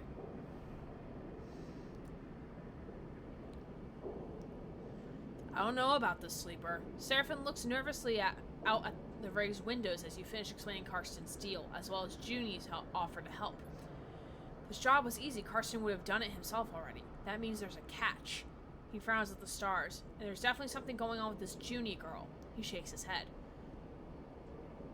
What choice do we have? What if we could get the cryo together to buy the feed lines? Is that even... like, dude, that's like 400. Is that even possible? Found a contract board in the exchange, further in station.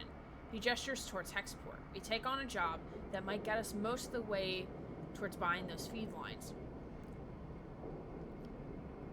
Plus, even if we do want to take Karsten's job, a bit of money to get ourselves prepared wouldn't be a bad idea. Fill up on fuel supplies, be ready for whatever comes. Do we have time? Probably not, but without cryo and for fuel and supplies, we aren't going anywhere. Seraphin sighs. Just take a look at the contract board, see what you think. While you're at it, you might want to see if you could scare up some freelance crew too.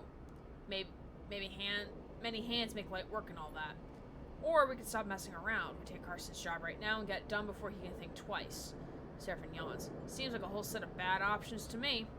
Either way, I still got work to do on the drive. Seraphin nods a farewell, heading back to the engine room. Let me know what you decide. For a moment, you pause, letting the haze of the plans and ideas settle in your mind. Suddenly, you curl up, pain shooting along your spine. You grit your teeth, your muscles lock tight. Your vision narrows as you squeeze your eyes shut. You feel a shift, as if some connection has broken. It's almost impossible to describe, like you are floating away from your body, dispersing, dissolving. We love bad options in this household. There's nothing familiar in the pain, nothing to hold on to. You grit your teeth. And then another shift comes and you are back in your body, trembling against the metal wall of the passage. The pain slowly fades, becoming a pulsing throb and then a residual flicker. You flex in 0G, stretching out the tension. There's a strange sensation of distance that persists beyond the pain, a disconnection between your body and yourself, a flickering numbness that refuses to recede. You wonder if the reboot has done something to your body, or if this is some new sensation you will have to live with indefinitely. Strikes you that you know so little about the body that houses you. It could be moments away from collapse, or it might preserve. Everyone hydrated? Thank you for water, Deep. Might preserve for countless cycles like this.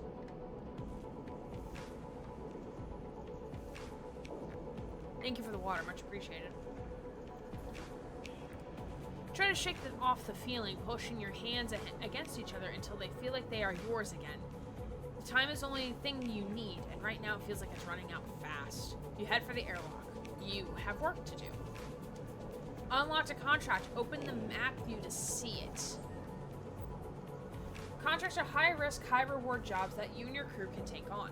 Contracts require preparation and care to succeed, so you'll need enough fuel to travel to the contract, gather as many supplies as you can afford to keep you and your crew going, look for opportunities to recruit crew, temporarily or permanently, to help you on a contract. Consider which crew to take carefully. They have different skills and stress resistances, and who you choose can affect the story. Ooh. Once you're ready, you can select the contract in the map and then your crew to proceed. This is cool.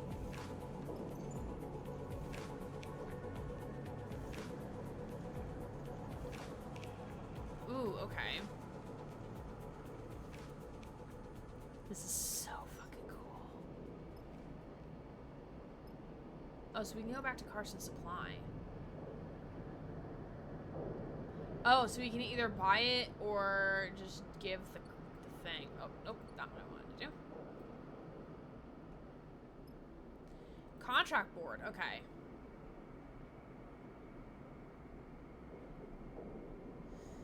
So Conway signal. Station management has located a Conway signal. There is a concern to see one so close and are looking for someone to disable it. Payment in 200 cryo.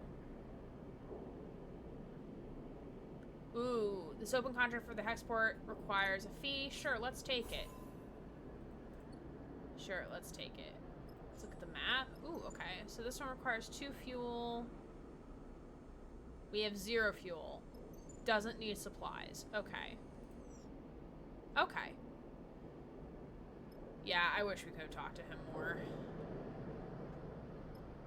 So we need fuel. Oh, nope.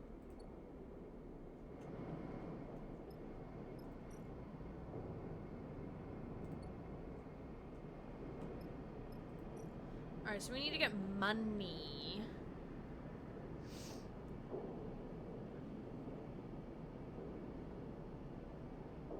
Okay. We need monies. Oh shit, negative outcome. Oh lord, okay.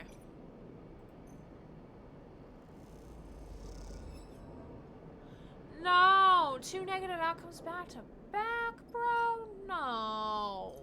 Boo. Boo-hoo. Okay, we're gonna use this to play that to see if we get any money. Hey, you got 5 out of that. Nice. Okay, and then the warehouse. Ooh, we're missing endurance skill. Okay, so let's not do that. Export exchange. Okay, so that's a different thing. We want...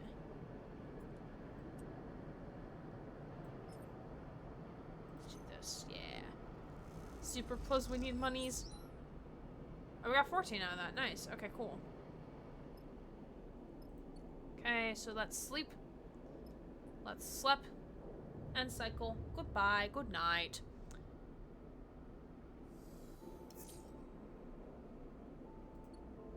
Oh shit, we rolled real well. Nice. Okay. We're gonna take another 5-minute break because we are almost at the top of the hour and this is like the perfect place, I think, to stop for the time being. But we'll be back in 5 minutes, so don't forget to do some self-care things. Also, feel free to... We're probably gonna play... Probably another half hour, 45 minutes, just so I have something to tease you all with in terms of checking the demo out for yourselves if you're interested.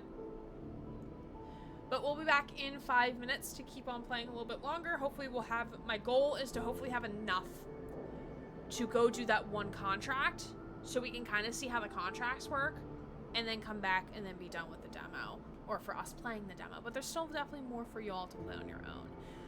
But I appreciate you all hanging on out with me as we're checking out the demo for Citizen Sleeper, and we will see you all in 5. Hello, my friends. I was chewing on probiotics and fiber supplements. Well, hello, welcome on back. We're going to be continuing on with the demo for Citizen Sleeper 2, so I hope you are enjoying it so far. Let me know how you're feeling in the chat about this game. It may not be everyone's vibe, but I appreciate you being here and checking it out with me, considering this is one of the games that I've been very, very much waiting for. So let me know what you're thinking about it in the chat, in the comments, if you're watching this as a VOD later on. And we're going to continue on. I think this is our 4th day. This is our 4th full day on the rig, or on the Hexport station. So right now, our main concern is we need enough money for fuel, which I don't know where to find to buy fuel yet. So that's gonna be a very big thing. And we had some great dice rolls as well. So I'm very happy about that. So let's see.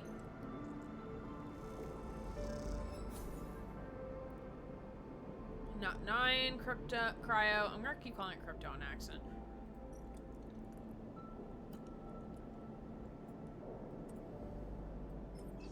Oh, wait.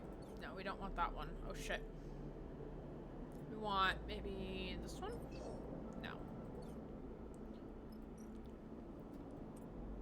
We want that one. Oh, fuck. Okay. I had for the first game with this. Sleeper become Crypto Pro? Perhaps. Oh, so there is. Okay. Oh, wait.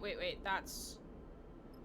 Contract board is this. There's no contracts available, but we can go to the exchange.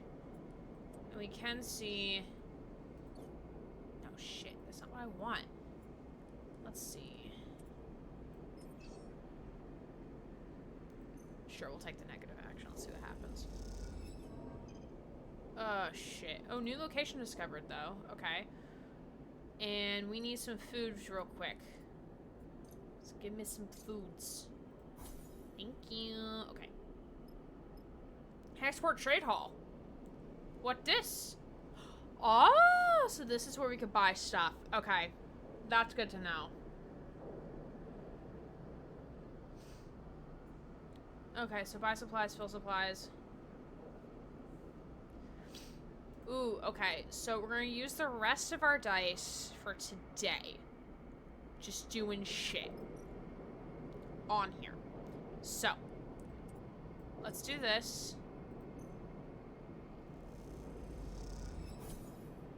Gave us 9.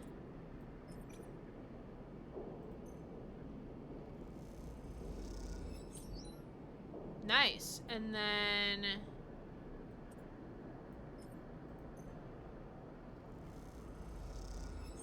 $14. Nice. Beautiful.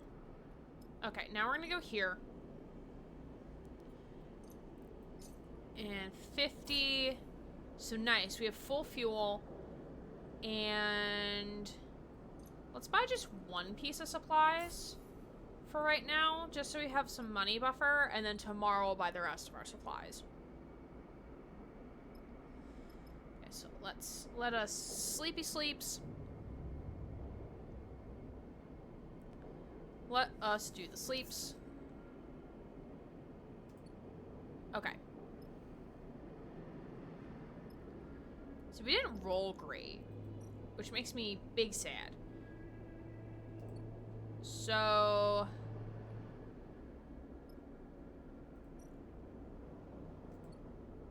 the Honkshoe Mimimis. Yeah. Okay. So first let's do some Star and Stroker, see what happens. I don't technically need to use all my dice. I can go to sleep without using them, but I'd rather, like... Fuck, we lost Cryo. Alright, let's go.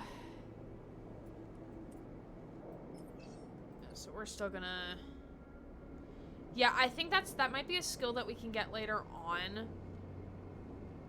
Which, ooh, we do have a point available for us to spend.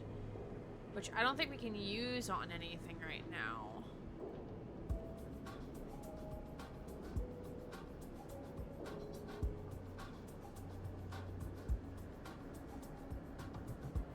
Yeah, so you can upgrade these later.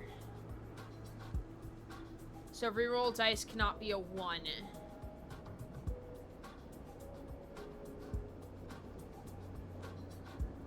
Oh, we can reroll +1 dice, so that's if I don't remember. Oh, accrue stress to reroll your action dice. Yeah, these things we can't really do much yet with only 1 point. Alright, let's go here. It's just a bunch of data diffusal. Nice, nice.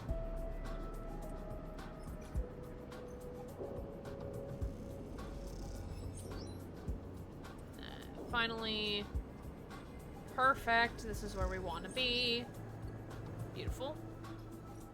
Let's go to Trade Hall. Let's refill our supplies. Let's grab some snacks on the way home. There we go.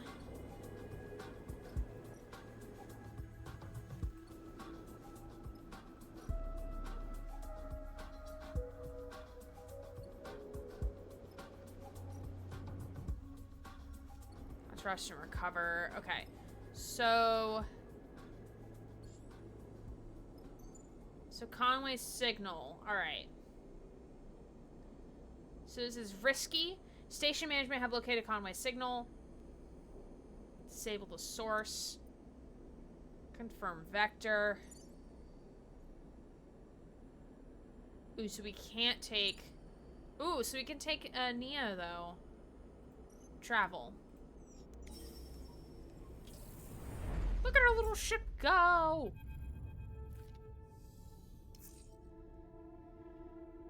Alright, so we are on our first mission.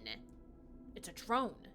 Seraphim spots the signal source first, the light barely shimmering off its dark hull plating, a design trait that betrays its covert use.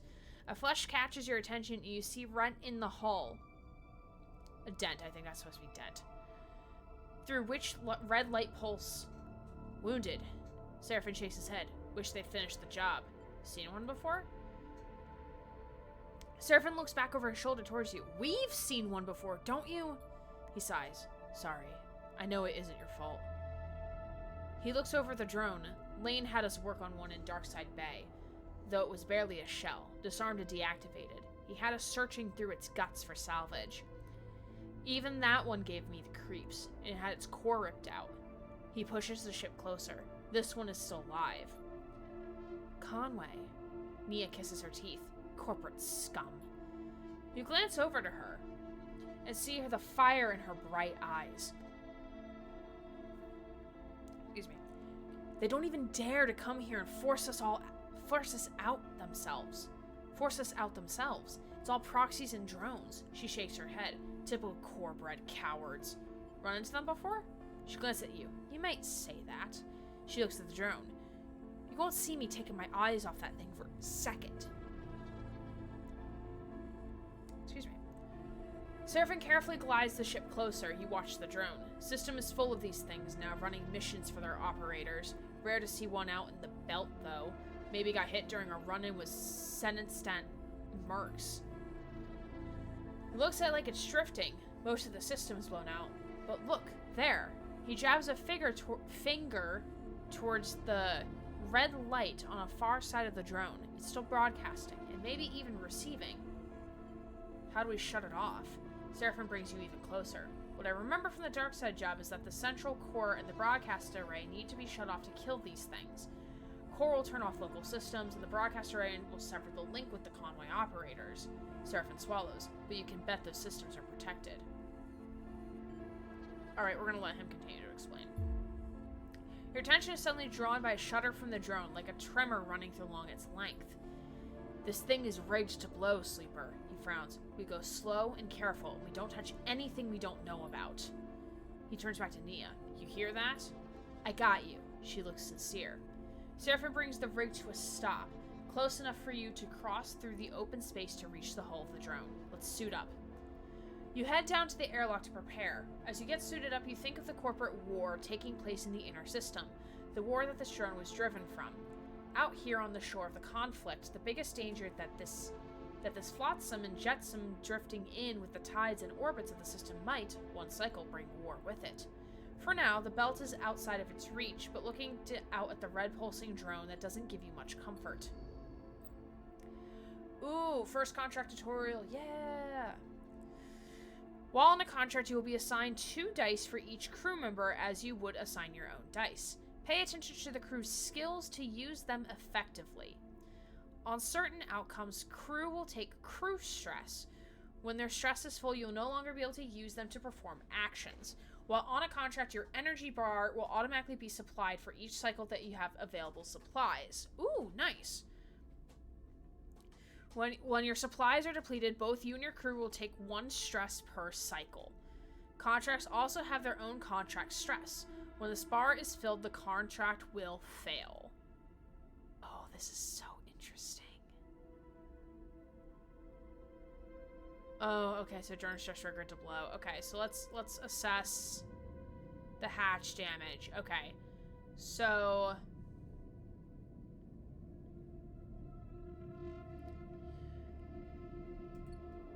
okay, so we looked at that one. Let's look at this one. Okay.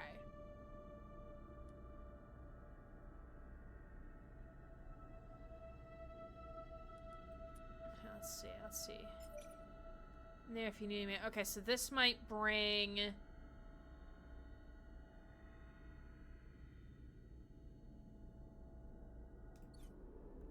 fuck.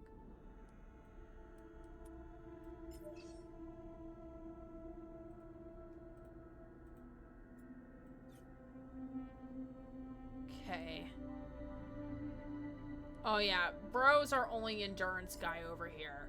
That's fucking good. Alright, okay, so let's start with the things that... Oh god, we all suck as engineer. That's good. That's great. Okay. So... Okay. So let's put ours on reprogram hatch. Okay, nice. We got some control access going. Okay, okay. Then let's put Seraphim here. Oh, damn it. Not our lucky cycle. Damn, it sucks. We have, like, literally no engineering experience. This sucks.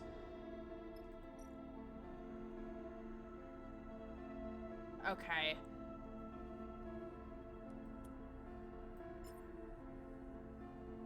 Oh, I don't feel good with that one. Okay. So, we both... I mean, we don't necessarily need to do this one every time. I don't think so.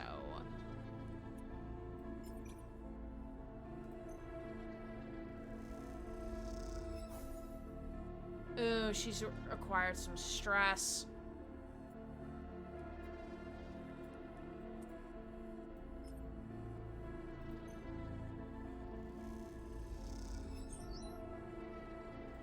Okay, we acquired some data. And then we're gonna reprogram the hatch.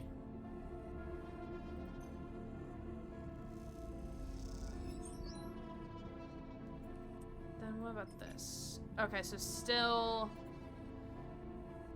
negative, but we'll take those odds. I'll take the odds.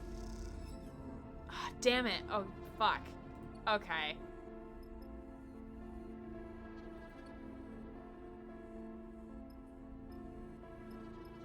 Okay, let's end the cycle. Then the next cycle.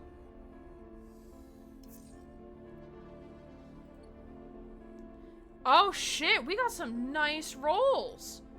Oh shit, look at us. Look at us go.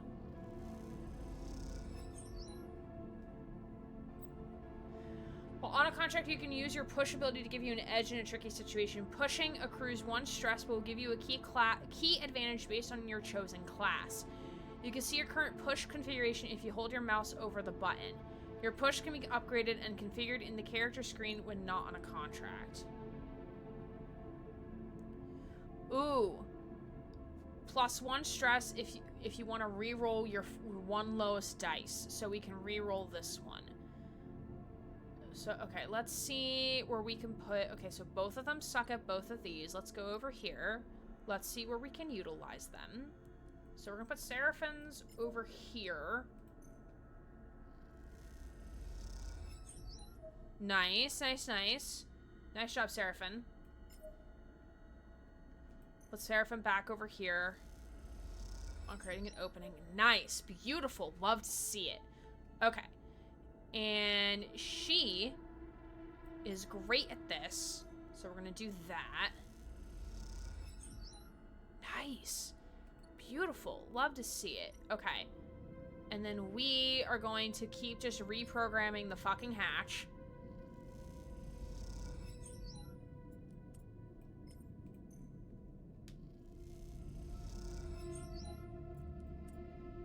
Look at it go. Look at it go. Look at it go.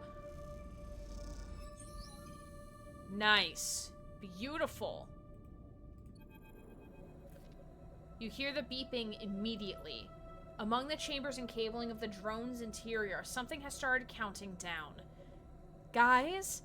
Nia's voice comes hissing through the suit's comm channel. Does anyone else hear that? Because I'm getting nervous. Shit. Seraphine's voice joins her. This is what I was worried about. Are we screwed? Can't be sure. Oh, my light shut off.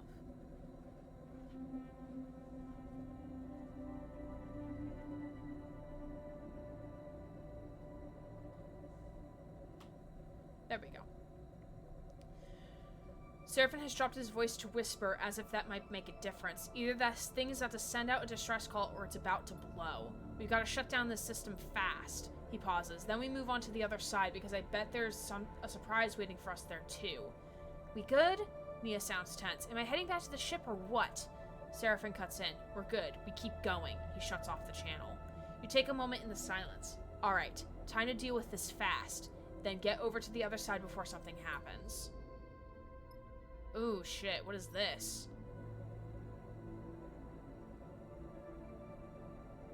Oh, shit. Okay. So... just gain some stress. As your stress increases, you will have higher chance of taking damage to your action dice each time you roll them. What? Okay, but what is... No, I'm not taking that. Okay.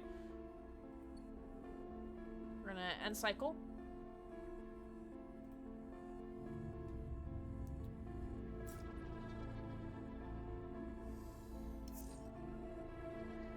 Oh, Lord. We have shit rolls right now. Alright, so...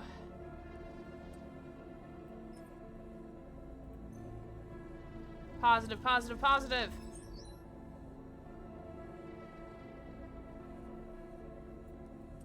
Just putting all my good dice in here. Because we just need to get shut off.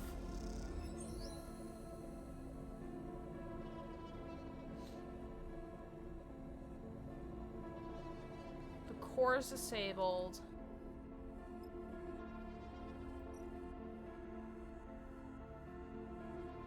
And then we need Seraphim over here.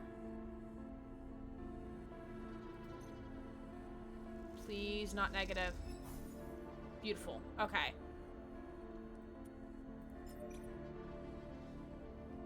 I'm not risking that. Gonna end the cycle. I'm not risking the low dice. I'm not risking it. We got super lucky with those rolls. We got super fucking lucky. Okay. Then we're gonna put not that there. I'm gonna put this guy here. Yeah. Oh, we got some stress. And okay. Let's just do this one. Nice. Beautiful. New location discovered. Ooh, broadcast system. Okay, so... Ooh, shit. Both of you suck at this.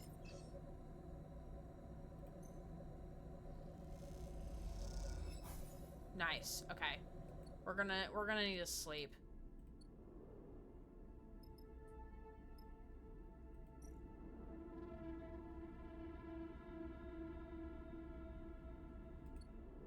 Oh, we can't recover stress while on a contract. Okay, so we're gonna sleep. And hopefully by the end of this cycle, we'll be able to achieve everything that we need to achieve. Oh, you've taken damage to a dice because of stress. When your dice are rolled at the start of the cycle, your stress detects if you take damage or not. Higher stress means a higher chance of damage. The white markers above the stress bar tell you which number will damage your dice when rolled.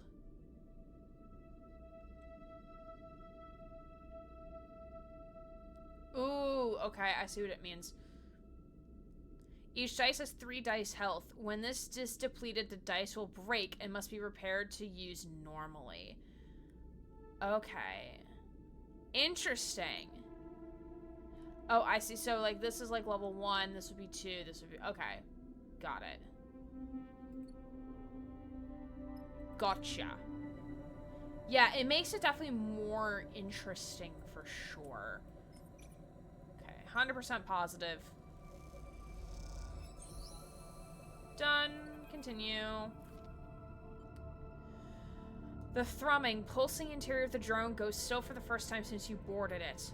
You look across at Seraphim and Nia and share a smile. You all exhale so loudly it can be heard over the suit's shared comm channel. The drone is dead.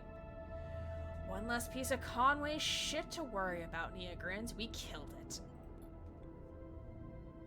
Don't get too excited, Seraphim cuts in. It was looking pretty rough when we got here. You make your way back out to the hull, the drone now faintly rolling in one direction, its stabilizers offline. Nia catches up with you as you glide towards the rig. Make a pretty good crew, Sleeper. We do. Nia grins widely. She punches you on the arm playfully. I like Nia. I like her a lot. You reach the rig's airlock and take one last look at the dark hull of the drone. It catches the light as it rolls in the vacuum. At some point in the near future, this drone will likely be smashed to pieces by one of the many asteroids of the belt, spread across this place as twinkling dust. The thought pleases you. As does the thought of all that cryo-hexport now owes you. Time to go collect. The contract has been concluded. We can leave using the map. Yay! We will not be able to return. Let's see. Nope, nothing else we need to do here. Alright, leave. Yay! We did it. After docking at Hexport, Seraphim lets go of the controls and leans back in his chair. Nia leans over to you. Thank you, Sleeper. She stretches. I know you took a chance on me. Thanks. Glad to have you. Nia smiles an infectious smile. Feels good to make a contract work. Seraphim smiles no matter how we pull it off. It's hard not to agree, and it feels better when the Hexport courier comes with a lockbox full of chits. Lane may still be hunting you, but this should help the effort to slip his net. Suddenly you hear a familiar voice. Nia? Great help, bless her. She's a sweetie. Yeah. Yeah, the stress also reduces once we're back. Felix glides into view, approaching from the docks. He fixes you a stare. What are you playing at, Sleeper? Nia wanted to come. You go to speak, but Nia drifts forward, cutting you off. Don't come throwing your weight around, Femi. I can make my own decisions. She glances back at you. Sleeper took me at my word, and I'm grateful. Femi is fuming. Did they now? He turns to you. Well, if you're working for a Sleeper, I hope they paid you well. Nia looks away. Well, I asked, so... Femi says, oh, so they aren't paying you. Seraphim crosses his arm. Let's keep this civil. You realize this is the first time he is meeting Femi. If you're being civil, seems like Nia is owed her share. Femi fixes you with a severe look. I mean, yeah, it makes sense to pay her. You grab a third of the chits from the lockbox and hold them out to Nia. She takes them sheepishly. Alright then, Femi smiles. We're good here. He turns to leave. Nia mouths a sorry and follows Femi across the docks. Seraphim watches them go. You sure know how to pick 'em, Sleeper. He shakes his head. He turns away and heads back to the docking bridge. I just hope we aren't going to end up 70 cryo short when we need to get out of here. Oh, shut the fuck up, Seraphim. It's fine. We're fine, Seraphim. Clean a drive and earn an upgrade point. You have push upgrades available. Go to the character screen. Okay. Ooh, so we can upgrade no damage on push reroll.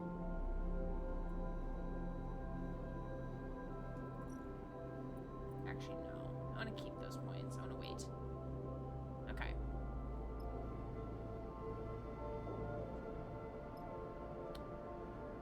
Yeah, and we still have fuel and supplies, so we might actually be able to pay this fucker off. That might be very useful. Okay. So let's get back to work.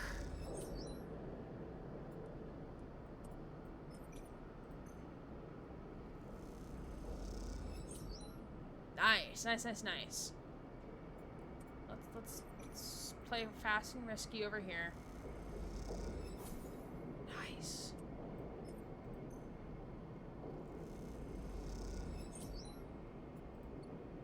Okay, and then let's go here and just use our last one here. Why not? Nice, we got money for that. Yeah, good day's work, good day's work.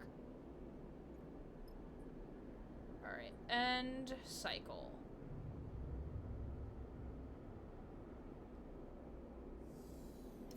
I also do like you're running out of time to escape lane in 5 cycles. You arrive in Hexport.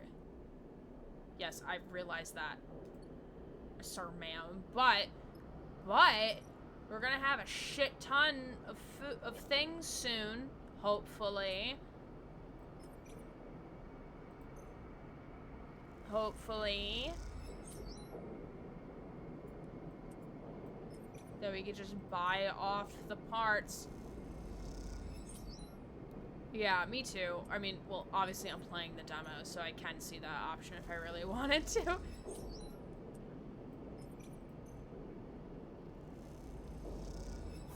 Yeah, I'm just putting all of my stuff in here.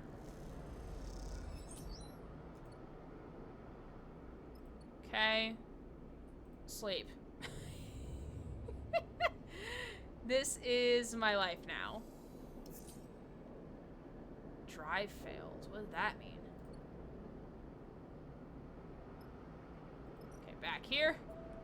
Alright, and we did roll some great dice. Just saying. Hi, Jesse. How are you? Good to see you. Hope your Monday has treated you well. How was Canadian Thanksgiving? So close. So close.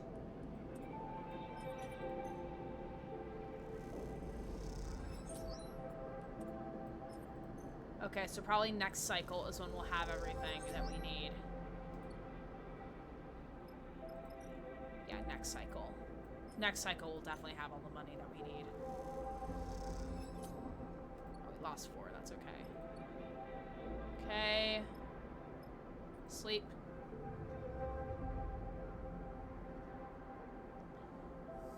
We'll probably end soon. First, I want to get this. I also want to get at least 1 for now. And let's see, because I think we have enough time. It's out with family picking apples in a dinner, but it's exam week, so, oh, you got this. I fully believe in you. You got this. But glad, hopefully you had fun. Picking apples sounds fun. I remember when my grandmother took me up to northern Maine to see where, like, she grew up and things, and my great aunt, my great aunt, I think,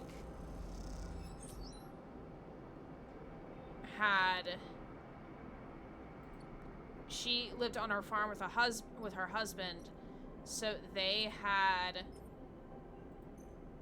apple orchard in their backyard. It was kind of cool. Nice, we got cryo for that. How are we doing? Okay, so we can... Okay, we're gonna buy them off. Buy feed lines. My family when I was very small. Oh, that's cute. I remember picking strawberries with my mom at some point. Lovely stuff, lads. Karsten looks over his glasses as you and Seraphin and as you hand over the crate with its rattling stack of cryo chits. He looks at the stack. A fair price, if I do say so myself. Of course, I'll have to count them to be sure. First, the feed lines. Karsten chuckled, his eyes going not to the front of the shop but to his workbench where you see the feed lines tightly wrapped and tied. Heard you were on the way in, so I thought I'd get them ready for you. He winks. But first, the chits. I'm sure you understand. Karsten deftly handles the stack of chits, bound together in a small crate for the journey to the shop, slipping them out one by one. So, Karsten talks while he counts. How did you manage to scrape these together? Just hard work. Impressive. He shoots you a smile. It is true. It is hard work. And you come through in the end. Karsten reached down under the counter for a moment. You are a sleeper, after all. I'd imagine you are no stranger to hard work. Can we hurry this up a bit? Seraphin is staring impatiently at the feed lines. Just conversing with your friend here. He turns his attention back to you. Don't see many sleepers in Hexport. In fact, you hear a click. Was that a switch? You're my first. So I did a bit of asking around and... Uh-oh. Uh-oh. His hand's still below the counter. Someone's been looking for you. Uh-oh. Uh-oh. Uh-oh, SpaghettiOs. We are in trouble. Uh-oh. He flicks the second switch. The shutters of the store crash down behind you, and as you spin around, you hear a thud from Karsten's direction, too. You turn back to see him smirking behind a thick, scratched, transparent blast shield that just raised up from behind the counter. I'd apologize, but you must have done something heinous to chalk up a bounty this big. Karsten takes his glasses off, letting them float free on a tether. Something inhuman, no doubt. Suddenly, the blast shield shudders with an impact, and you see the crate bounce violently off it. Get fucked, you piece of shit! Seraphin glares at Karsten, the crate he threw spinning away. You're a nasty one too, huh? Karsten shakes his head. Well, it's too late to struggle now. I sent a message to Utsubo already. They'll be arriving on Hexport this cycle, so calm down and wait. You look frantically around the shop for a way out. Seraphin already banging at the heavy exterior shutters. Your eyes glance across the gridded metal floor and the solid paneling of the counter. I wonder if this would have gone different if we did the job for him. I wonder if we would have, if we had talked to Junie, if we would have found out more about him. Then you see a partially bent panel under the counter, this side of the blast shield, and behind it, thick clumps of wiring. Cut the control wire. Neutral outcome, check past. She want to warn us or something. Maybe. Yeah, she was very persistent. Yeah. You duck down, gliding closer to the panel. You pry it away and inspect the clump of wires. You try to concentrate on their color and connections, but Seraphine's banging and pressure scramble your focus. You run your fingers along the wires, then almost by instinct, pick a wire and snap it free with a quick tug. The blast shield drops and Seraphine reacts immediately, propelling himself across the counter and slamming Karsten into the back wall of his shop. As they struggle, you propel yourself up over the counter to make a dash for the feed lines. You grab them and kick off hard from the walls, sending yourself towards the slowly appearing gap beneath the rising shutters. You hear a grunt from Karsten and Seraphine is gliding beside you, out into Factory Row, pursued by Karsten's curses. I'm gonna drink a water real quick. Your arms ache from clutching the feed lines, but you don't loosen your grip until you see the entrance to the docking bridge. You both glide into the bridge, Seraphine helping you with the trailing feed lines. From what you can tell, the news of the chaos in Factory Row has not yet reached the port. You feel a rush of panic as you both enter the rig. You know how close Lane might be, and the thought sets your nerves on edge. You take a sharp turn in the central passage of the ship and make your way to the engine room. The feed lines now unwieldy in the cramped space. Looks like we're in business, Seraphine lets out a sigh. And on the run from two different people now. He grabs the feed lines. I'll take it from here. He quickly begins the process of connecting the engine to the subsidiary fuel tank. You watch, catching your breath as he works. How about you make yourself useful rather than making me nervous? Seraphine says without looking up from his work. Go close to the airlock and disconnect from the bridge. You turn and make your way to the passage, your nerves settling now. You turn to the airlock, reach for the control panel, and then you see him. Oh, shit. Karsten, coming up the docking bridge fast. Oh, we're shutting the airlock. Check past. Your shaking hands input the closure sequence just in time. The door hisses and slams shut in Karsten's face. Poor sleeper getting nothing but abuse today. Really, yeah. He glares at you through the airlock's window, but as he does, the docking bridge's shutters scissors close, blocking him from view. You hear the clunk as the clamps disengage. You are free. I also feel sad that we're leaving Nia behind. We go, now! Seraphine pushes past you, gliding up the passageway from the engine room. Come on, get yourself strapped in. Or wait, get yourselves strapped in. Maybe Nia's on the ship. You silently follow him, your head spinning. Your thoughts racing. You slip into your seat as Seraphine punches in the departure sequence. The rig begins to pull away from Hexport, Seraphine's hands on the controls. You close your eyes and feel the force of the thrusters firing. Look at us go. Oh! That's the demo! This is the end of the demo. We hope you enjoyed playing Citizen Sleeper 2 Starward Vector. This game will be available in early 2025. Wishlist now to be notified on launch. Oh, that's exciting. That was fun. I'm so looking forward to this. Yeah, it's just, I love what they took with the Citizen Sleeper concept and just did so much more with it. It's so great because it has the original elements of the original game, but adds to it, and the additions they made are just so good. I also love how we still are a sleeper, but we're in a different circumstance than the first sleeper. So with the first sleeper, we were stuck on the eye, so the ring. In this game, we actually get to like go around on a ship, which is so fucking cool. I really, really like it. I'm so intrigued. I absolutely cannot wait. I really like the character designs so far. They look awesome. Yeah, they do a fantastic job with the character designs. They always look great. They always look super gender and like almost like alien science fiction. So like futuristic, but still looks like it can like fit into like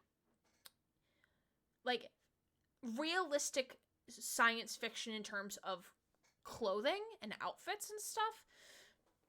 in love with the people we've met so far. I'm hoping we come across another cat too. Me too. Or a dog. Like, I mean, any animal will be fine, honestly. I might play through the demo again to see what happens if you go to the other place, just to see. But I do encourage you all to check out the demo for yourselves if you are interested in playing the game. And if you do want to see me play the game upon full release, please drop it into the suggestions form, just so I know that there's some relatively hype for the game as well. We're going on a trip in our favorite rocket ship, flying through the sky, little Einsteins. May give me a break from Terraria. Yeah. And I'm also curious to see what happens when you let it run out of time and he shows up on the eye, and if you don't have those fuel rods or whatever, I'm curious to see what happens there, you know? And that's what I really love about Citizen Sleeper, is that it's definitely a linear story, but there is other passages and options that could also transpire. I definitely want to go back and play the first game again, for sure. I want to see what achievements I have left, actually. Let me see. I can't spell Citizen Sleeper correctly.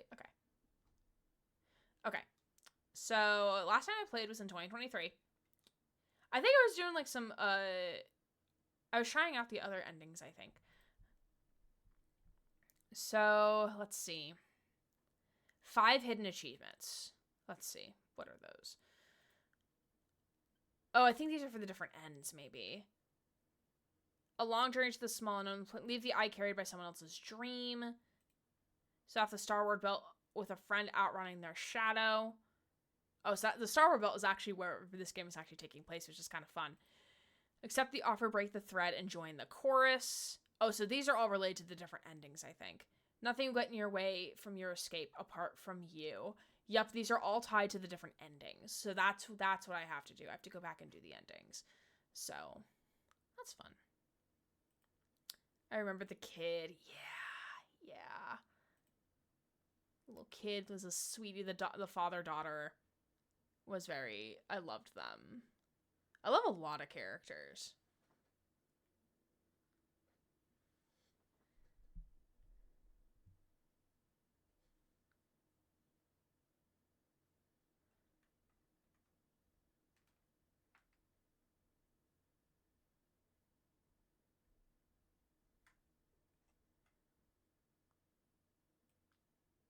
Bear with me 1 second. I am trying to find a raid target.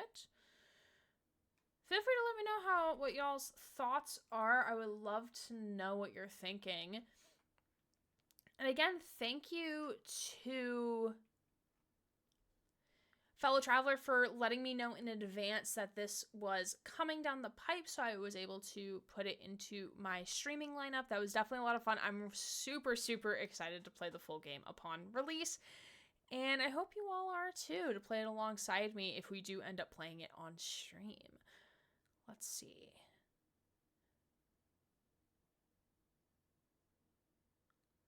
Who can we raid on over to?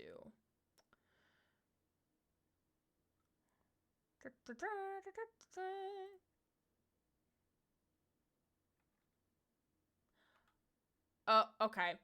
I was gonna raid on over to a friend who is playing Alan Wake 2, but they're playing the DLC, which I haven't played yet. So I'm like, nope, I'm noping the fuck out of that. Sorry, friend.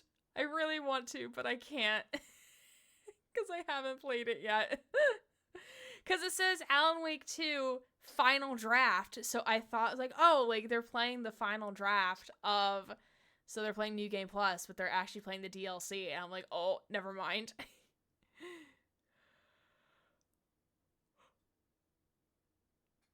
Okay.